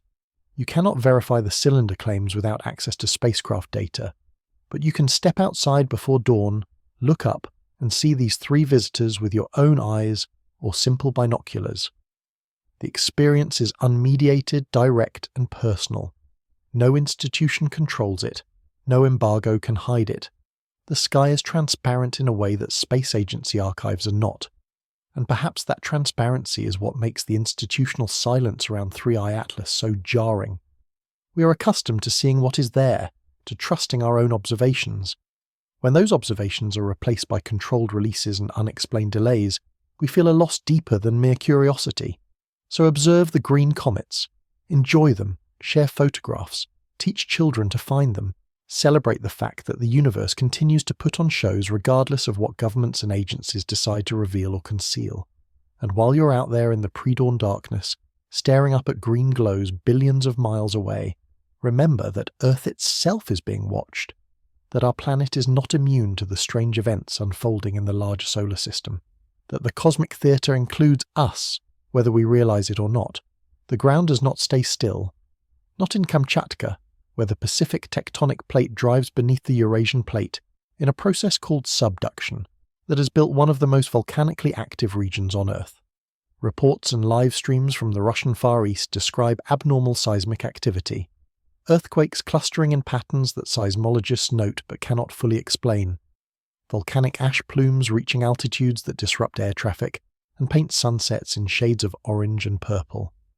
Kluchevskaya Sopka, the highest active volcano in Eurasia at 4,150 meters, erupts with particular vigor. Shivaluk, another major volcano in the region, contributes its own ash and lava. The Ring of Fire, that horseshoe of tectonic boundaries encircling the Pacific Ocean, lives up to its name with an intensity that feels, to observers primed for pattern recognition, suspiciously well-timed.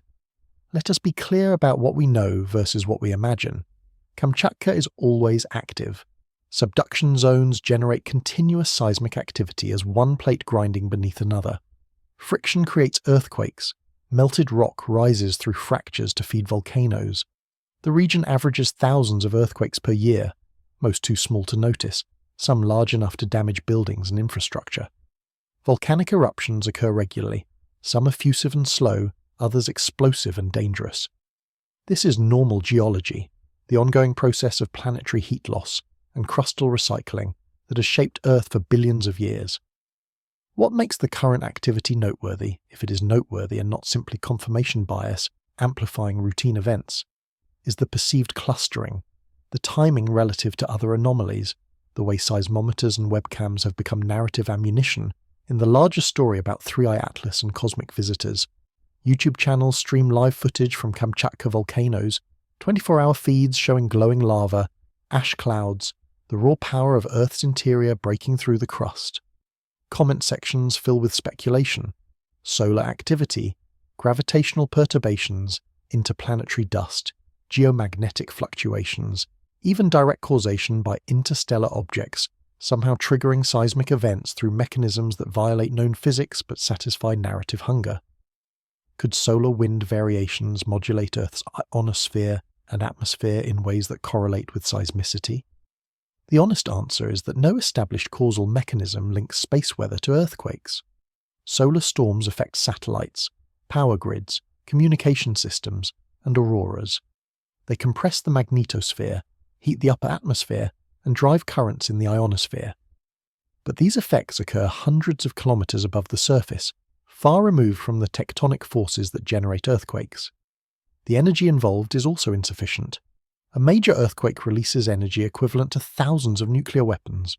Solar wind, while carrying enormous total power spread across vast distances, delivers negligible energy per square meter at Earth's surface.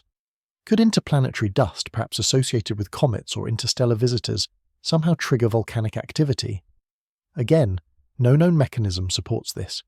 Volcanoes erupt when magma pressure exceeds the strength of overlying rock, when gas bubbles nucleate and expand, and when tectonic forces create pathways for molten material to reach the surface. These are internal processes driven by Earth's heat engine, independent of what happens in space beyond the atmosphere, but the human mind craves connection, especially when multiple unusual events occur within a compressed time frame.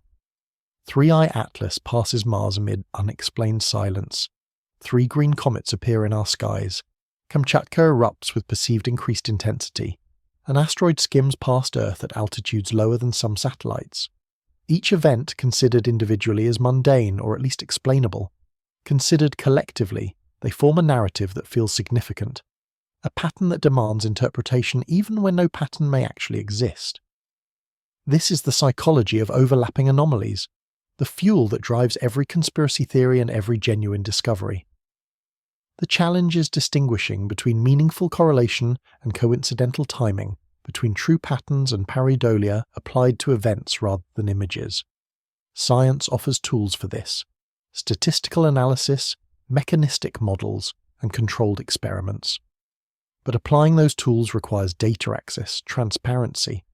When some of the events in question are subject to information control, when space agencies remain silent about observations they announced, when the baseline for normal becomes contested, the ability to separate signal from noise degrades. The Kamchatka activity matters to our story, not because it is actually connected to 3i Atlas, but because it demonstrates how multiple unrelated phenomena can become narratively entangled when people are primed to see connections. It matters because it shows how live streaming and social media have changed the dynamics of information flow, making regional events globally visible in real time, inviting interpretation by audiences with no geological training or regional context. It matters because it reveals the appetite for escalation, the desire for stakes to increase, for the story to expand beyond distant Mars to include our own planet, our own vulnerability. Earth trembles because Earth is geologically active, because plate tectonics have not stopped, because the planet is still cooling from its formation 4 billion years ago. The timing relative to other events is coincidence until proven otherwise, but coincidence feels inadequate when you're watching ash plumes rise into the atmosphere, when you're reading reports of evacuations and disrupted flights, when you're scrolling through YouTube comments claiming that something big is happening and they are not telling us everything. Perhaps the lesson is that living on an active planet in a dynamic solar system means accepting uncertainty. It means recognizing that unusual events will occasionally cluster by pure chance. It means resisting the temptation to weave every anomaly into a grand unified conspiracy. Or perhaps the lesson is that when institutions fail to communicate clearly, when silence replaces transparency, people will create their own explanations, will find their own patterns, will connect the dots that may or may not form a coherent picture. The truth, as always, lies somewhere in the tension between skepticism and openness, between demanding evidence and acknowledging ignorance. 55 million light-years away, an almost incomprehensibly violent process unfolds in the core of a giant elliptical galaxy called Messier 87. A supermassive black hole, 6 billion times the mass of our Sun, devours surrounding material while simultaneously launching a jet of particles and energy that stretches thousands of light-years into intergalactic space.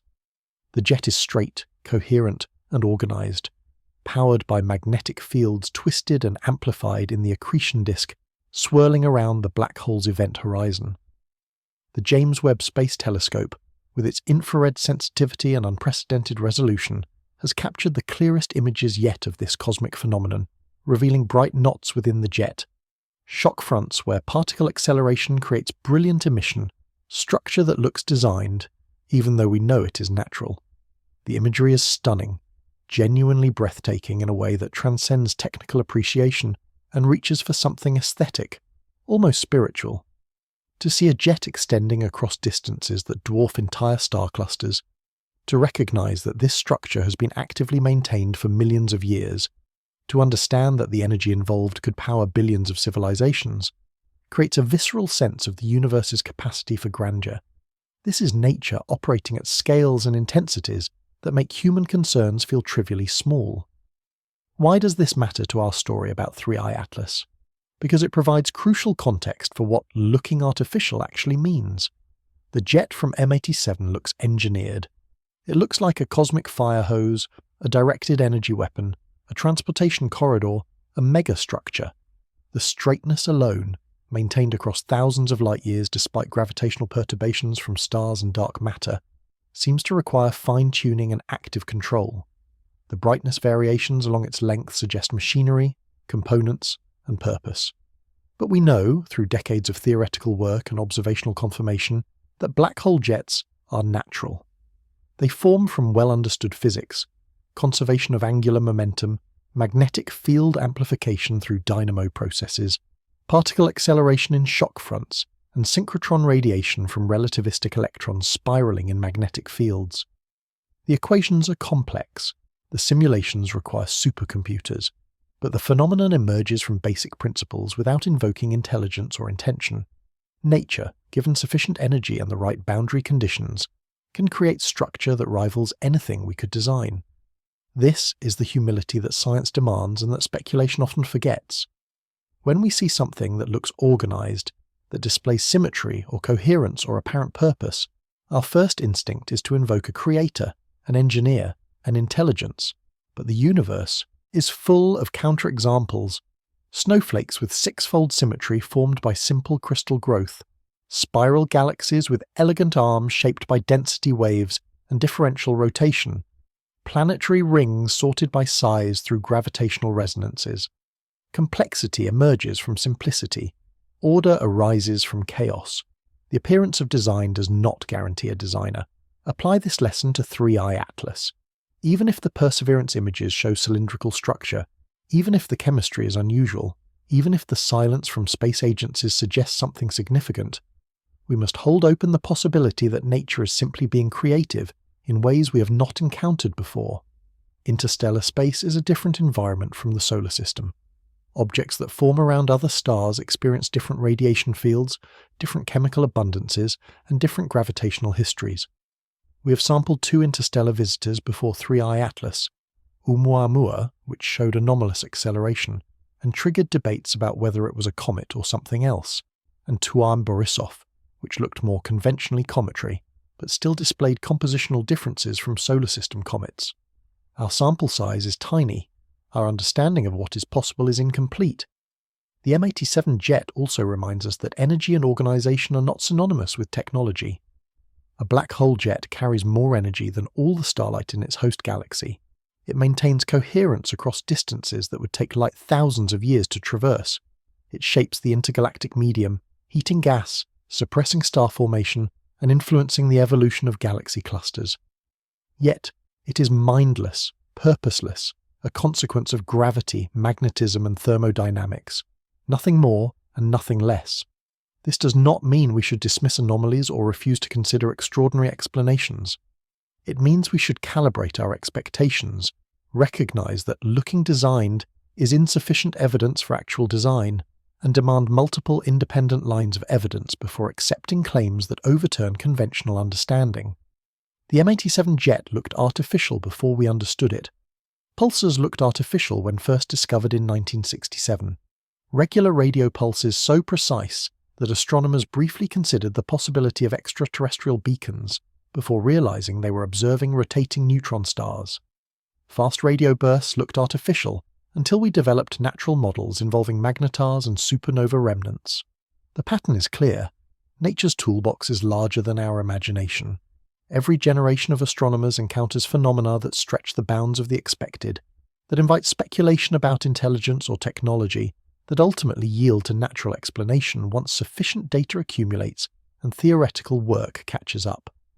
This is not an argument that 3i Atlas must be natural. It is an argument that we should not jump to artificiality just because we cannot immediately explain what we see. The philosophical beat here is important. We live in a universe capable of creating black holes that swallow stars and launch jets spanning galaxies. We live in a universe where quantum mechanics governs the behavior of particles and general relativity warps spacetime around massive objects. We live in a universe where complexity emerges at every scale, from subatomic to cosmic, through processes that require no guiding hand beyond the laws of physics. To invoke design prematurely, to claim artificiality before exhausting natural possibilities, is to underestimate the creative power of those laws. Yet we must also remain open.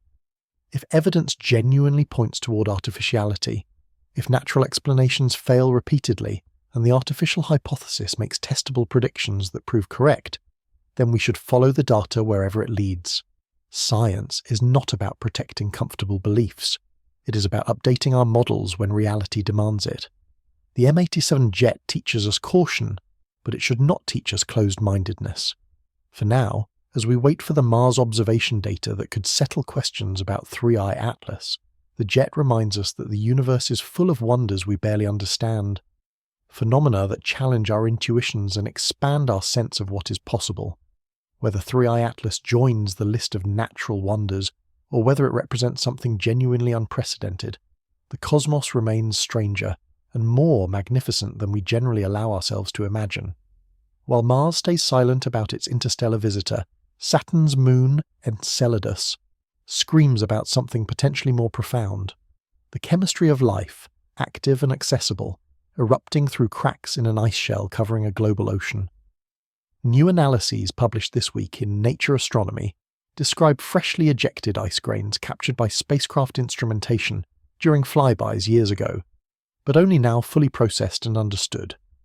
The grains contain complex organic molecules, not just simple carbon compounds, but larger structures involving nitrogen, oxygen, and multiple carbon atoms bonded in ways that suggest chemical sophistication. These are the building blocks of amino acids, the precursors to proteins, the molecular machinery that life as we know it requires. Keep this accessible. Enceladus is tiny, barely 500 kilometers in diameter, small enough to fit inside the borders of Texas with room to spare. Its surface is frozen water ice, reflective and bright, keeping temperatures at 200 degrees Celsius. But beneath that ice, heated by tidal forces as Saturn's gravity flexes the moon's interior, lies an ocean of liquid water. We know this ocean exists because we see its contents erupting through fractures at the South Pole, geysers of water vapor and ice particles shooting hundreds of kilometers into space, some escaping Enceladus entirely to form one of Saturn's diffuse rings. The Cassini spacecraft, which orbited Saturn from 2004 until its deliberate destruction in 2017, flew through these plumes multiple times, using mass spectrometers to analyze the chemical composition of ejected material. The data showed water, obviously, but also salts, silica dust, hydrogen gas, and organic molecules. Each discovery strengthened the case that Enceladus harbors a habitable environment, a place where water, energy, and chemistry combine in ways that could support life. The latest analyses focus on the complex organics, molecules too large and structured to be simple contaminants or random products of radiation. Spectroscopic signatures match compounds found in some meteorites, the carbonaceous chondrites that carry organic material from the early solar system. But the Enceladus organics are fresh, recently produced or recently exposed, not ancient relics, but active chemistry happening now. The implication is that the ocean beneath the ice is not just liquid water, but a chemical reactor, perhaps with hydrothermal vents on the seafloor, where hot, mineral-rich water meets cold ocean, creating chemical gradients that life could exploit. This is not detection of life. No metabolism has been measured, no cells have been observed, no DNA or equivalent information-carrying molecule has been identified. What we have is evidence of habitability, of an environment where life could exist if it arose or was introduced. On Earth, wherever we find liquid water with energy sources and chemical diversity, we find life. Deep ocean vents, Antarctic lakes beneath ice sheets, acidic hot springs, hypersaline lagoons, even rocks miles underground, all host microbial communities. Life is tenacious, adaptable, capable of exploiting niches that seem impossibly hostile to our surface-dwelling intuitions. Could Enceladus host life? The answer is yes, it could. The chemistry is promising. The energy budget, powered by tidal heating rather than sunlight, is sufficient. The timescales are favourable. The ocean has probably existed for billions of years, long enough for biology to emerge if the conditions permit. Whether life actually exists there remains unknown, unknowable without direct sampling, without missions designed to drill through the ice or analyze plume material with instruments more sophisticated than Cassini carried. The narrative irony is delicious and frustrating. Space agencies openly discuss life-friendly chemistry at Saturn, publish papers in prestigious journals, and hold press conferences celebrating the discovery of complex organics. The messaging is clear. Enceladus is a target, a place we should explore, a potential harbour for the second origin of life that would revolutionize biology and philosophy. Meanwhile, those same agencies remain silent about imagery from Mars during the 3I Atlas flyby. Silent about observations they explicitly announced. Silent in ways that invite suspicion and speculation. Why the differential transparency? Perhaps because Enceladus, however exciting scientifically, poses no immediate existential questions. If we discover microbial life in the Enceladus ocean, it will be extraordinary, career-defining, headline-generating science. It will tell us that life arises wherever conditions allow, that the universe may be teeming with biology, that we are not unique. but it will be life we can study, life that does not challenge our technological primacy, life that exists on a scale and at a distance that makes it fascinating but not threatening. An interstellar visitor displaying artificial characteristics would be different. It would not be life we discovered through patient exploration. It would be technology that found us, that passed through our solar system, that demonstrated capabilities we cannot match. The implications would cascade beyond science into geopolitics, defense, religion, every domain where humanity's self-conception matters. The discovery would not belong to scientists alone. It would belong to everyone, ready or not, with no time for preparation or consensus building. So agencies talk about Enceladus and stay silent about 3i Atlas not because one is more important than the other, but because one fits comfortably within existing frameworks, and the other threatens to break those frameworks entirely. This is speculation, admittedly, but it is speculation that fits the available facts better than any alternative explanation currently on offer. The Enceladus news also serves as a reminder that our solar system is not dead, not a collection of cold rocks orbiting a star. It is dynamic, chemically active, full of environments we barely understand. Europa, another moon with a subsurface ocean, shows similar promise. Titan, Saturn's largest moon, has lakes of liquid methane and organic chemistry so complex that some scientists call it a natural laboratory for prebiotic chemistry. Mars itself may have habitable environments in deep aquifers or ice deposits, places where microbes could persist despite the harsh surface conditions. We live in a system rich with possibility, and we have barely begun to explore it.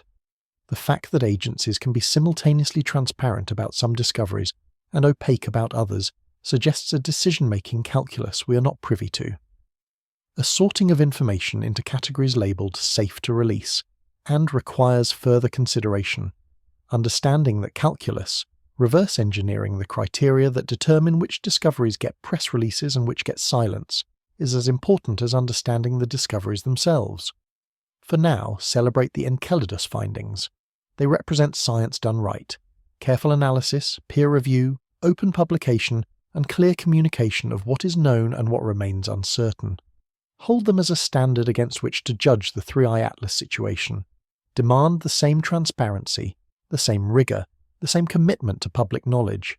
And remember that if life can emerge, in the ocean of a tiny frozen moon, heated by tidal forces, if chemistry can become biology in environments we barely imagined habitable a generation ago, then the universe is far stranger and more profound than we typically allow ourselves to believe.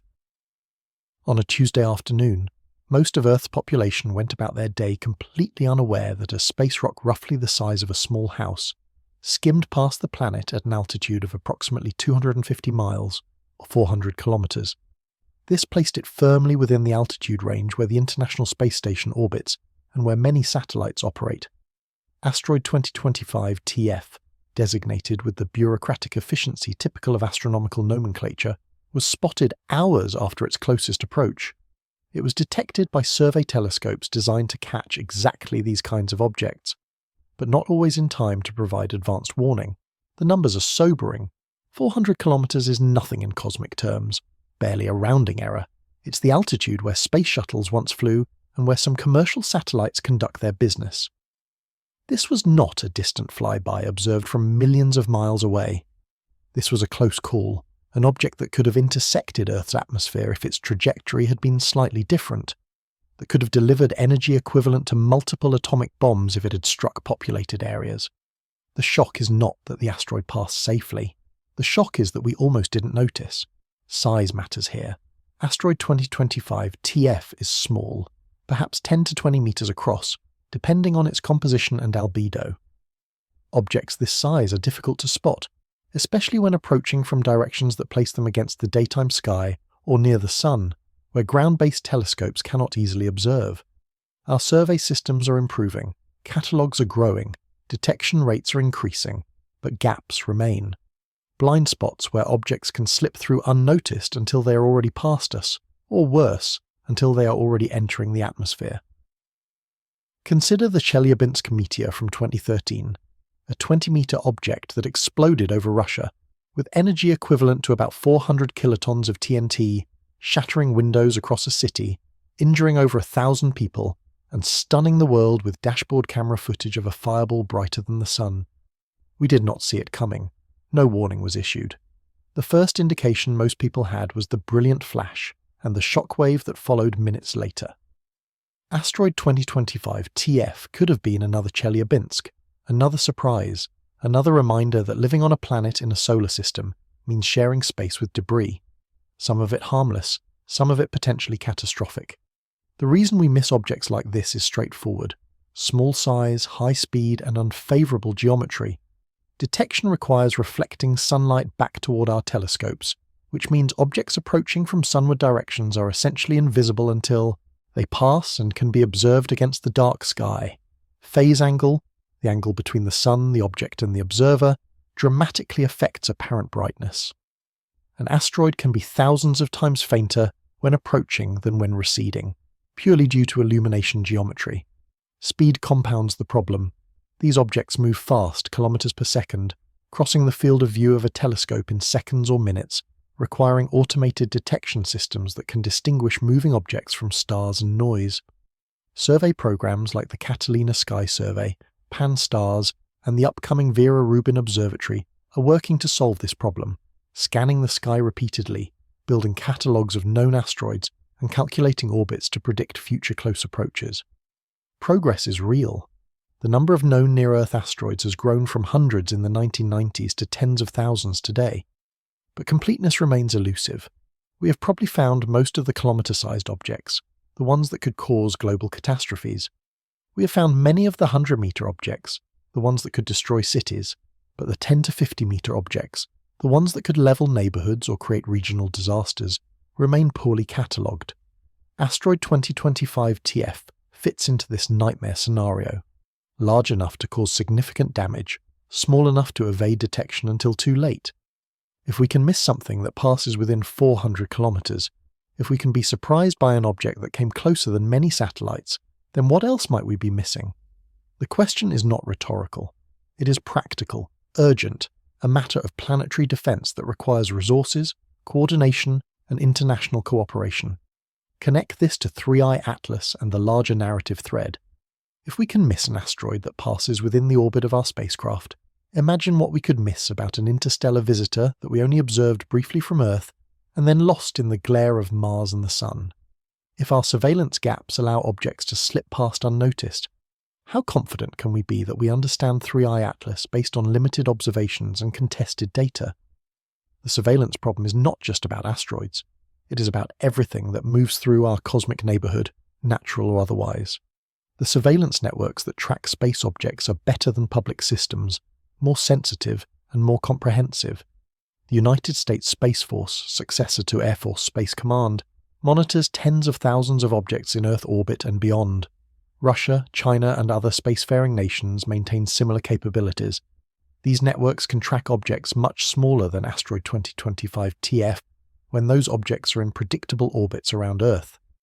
But interstellar visitors arriving from random directions at high velocities are harder targets. They do not follow the predictable patterns of Earth satellites. They appear, pass through, disappear, often before. We can fully characterize them. This is the context for the 3i Atlas mystery. We are partially blind. Our tools are powerful but limited. Our coverage is improving but incomplete.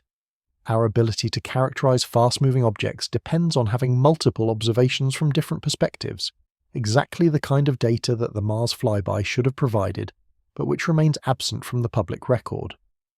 If Asteroid 2025 TF can sneak past our defences at 400 kilometres, what might 3i Atlas be hiding in plain sight simply because we lack the data to see it clearly?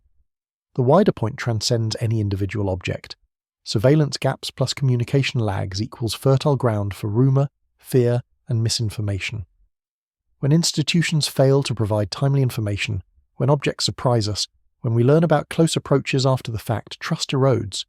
People begin to wonder what else is not being disclosed, what other near misses or actual hits might have occurred without public knowledge, whether the agencies responsible for monitoring cosmic threats are competent and transparent, or whether they are overwhelmed and secretive.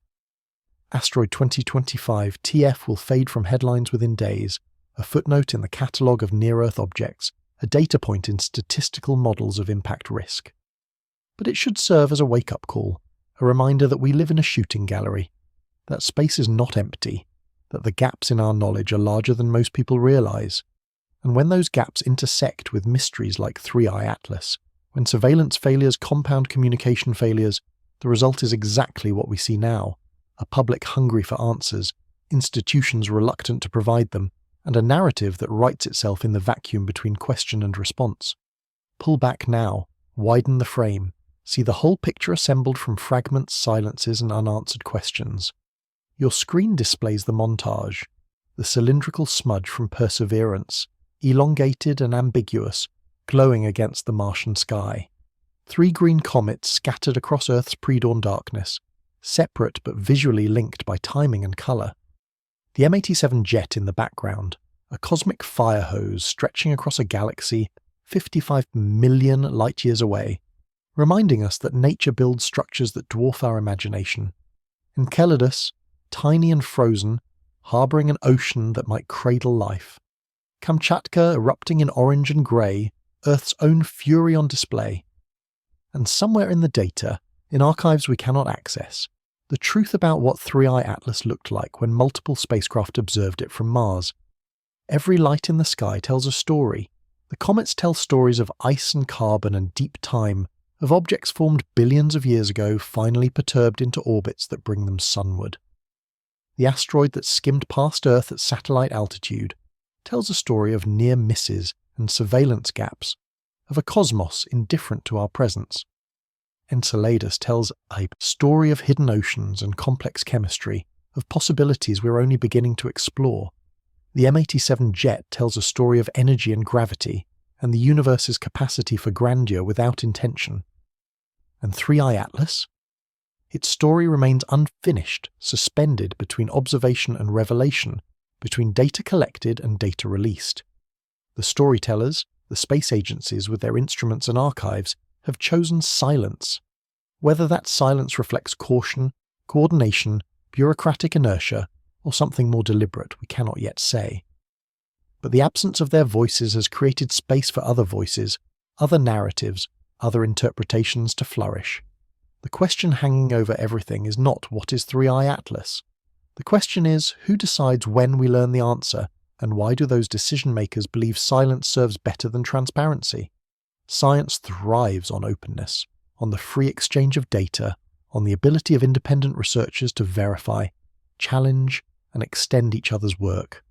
When that openness breaks down, when observations are announced but data never appears, when institutions that normally compete for credit suddenly align in their refusal to publish, we are left with the uncomfortable realization that the machinery of discovery is also machinery of control. Perhaps the Mars images show exactly what we expect. A comet, fuzzy and unremarkable, interesting scientifically but not paradigm-shattering. Perhaps the silence reflects nothing more than the grinding friction of large bureaucracies, the mundane reality that data takes time to validate and release. Perhaps in 6 months or a year, archives will fill with images, papers will appear, and we will look back on this moment as an exercise in premature speculation, a cautionary tale about reading too much into routine delays. Or perhaps something else is happening behind doors we cannot open, in conversations we cannot hear, among people with access to information we do not possess. Perhaps the images show structure that does not fit comfortable categories. Perhaps the chemistry is stranger than early reports suggested. Perhaps defense sensors saw something civilian instruments could not definitively characterize. Perhaps a decision was made quietly and collectively that this discovery requires careful handling, coordination, and preparation before disclosure. We do not know. That is the honest answer, the scientifically rigorous position, the statement that encompasses both possibilities without committing prematurely to either. We do not know because the people who do know have not told us, and the longer they wait, the louder the silence becomes, the more elaborate the alternative explanations grow, the harder it will be to restore trust, even if the eventual revelation is completely mundane. What we can say with certainty is that 3i Atlas passed Mars on October 3, 2025. Multiple spacecraft observed it, or attempted to observe it. Data was collected, transmitted, and stored. Scientists have analysed that data, reports have been written, conclusions have been reached, All of this has happened. The information exists. It sits on servers, in databases, in classified or proprietary archives, waiting for release or leak, or the slow passage of time to declassify it. The object itself, indifferent to our debates and desperate search for answers, continues on its hyperbolic path outward from the Sun. It will pass beyond Neptune's orbit, beyond the Kuiper belt, back into interstellar space, never to return. Future observations will become increasingly difficult as it fades into the darkness between stars. If we missed our chance to understand it, if the Mars flyby represented a unique opportunity now squandered by silence or secrecy, we may never get another. The window is closing, the moment is passing, and still the agencies say nothing. Every light in the sky tells a story, but some stories are told and others are kept, and the difference between the two reveals more about the storytellers than about the sky itself. We are left to wonder, to speculate, to demand answers that may or may not come. We are left to watch the silence, to interpret its texture, to ask why those with the power to illuminate choose darkness instead.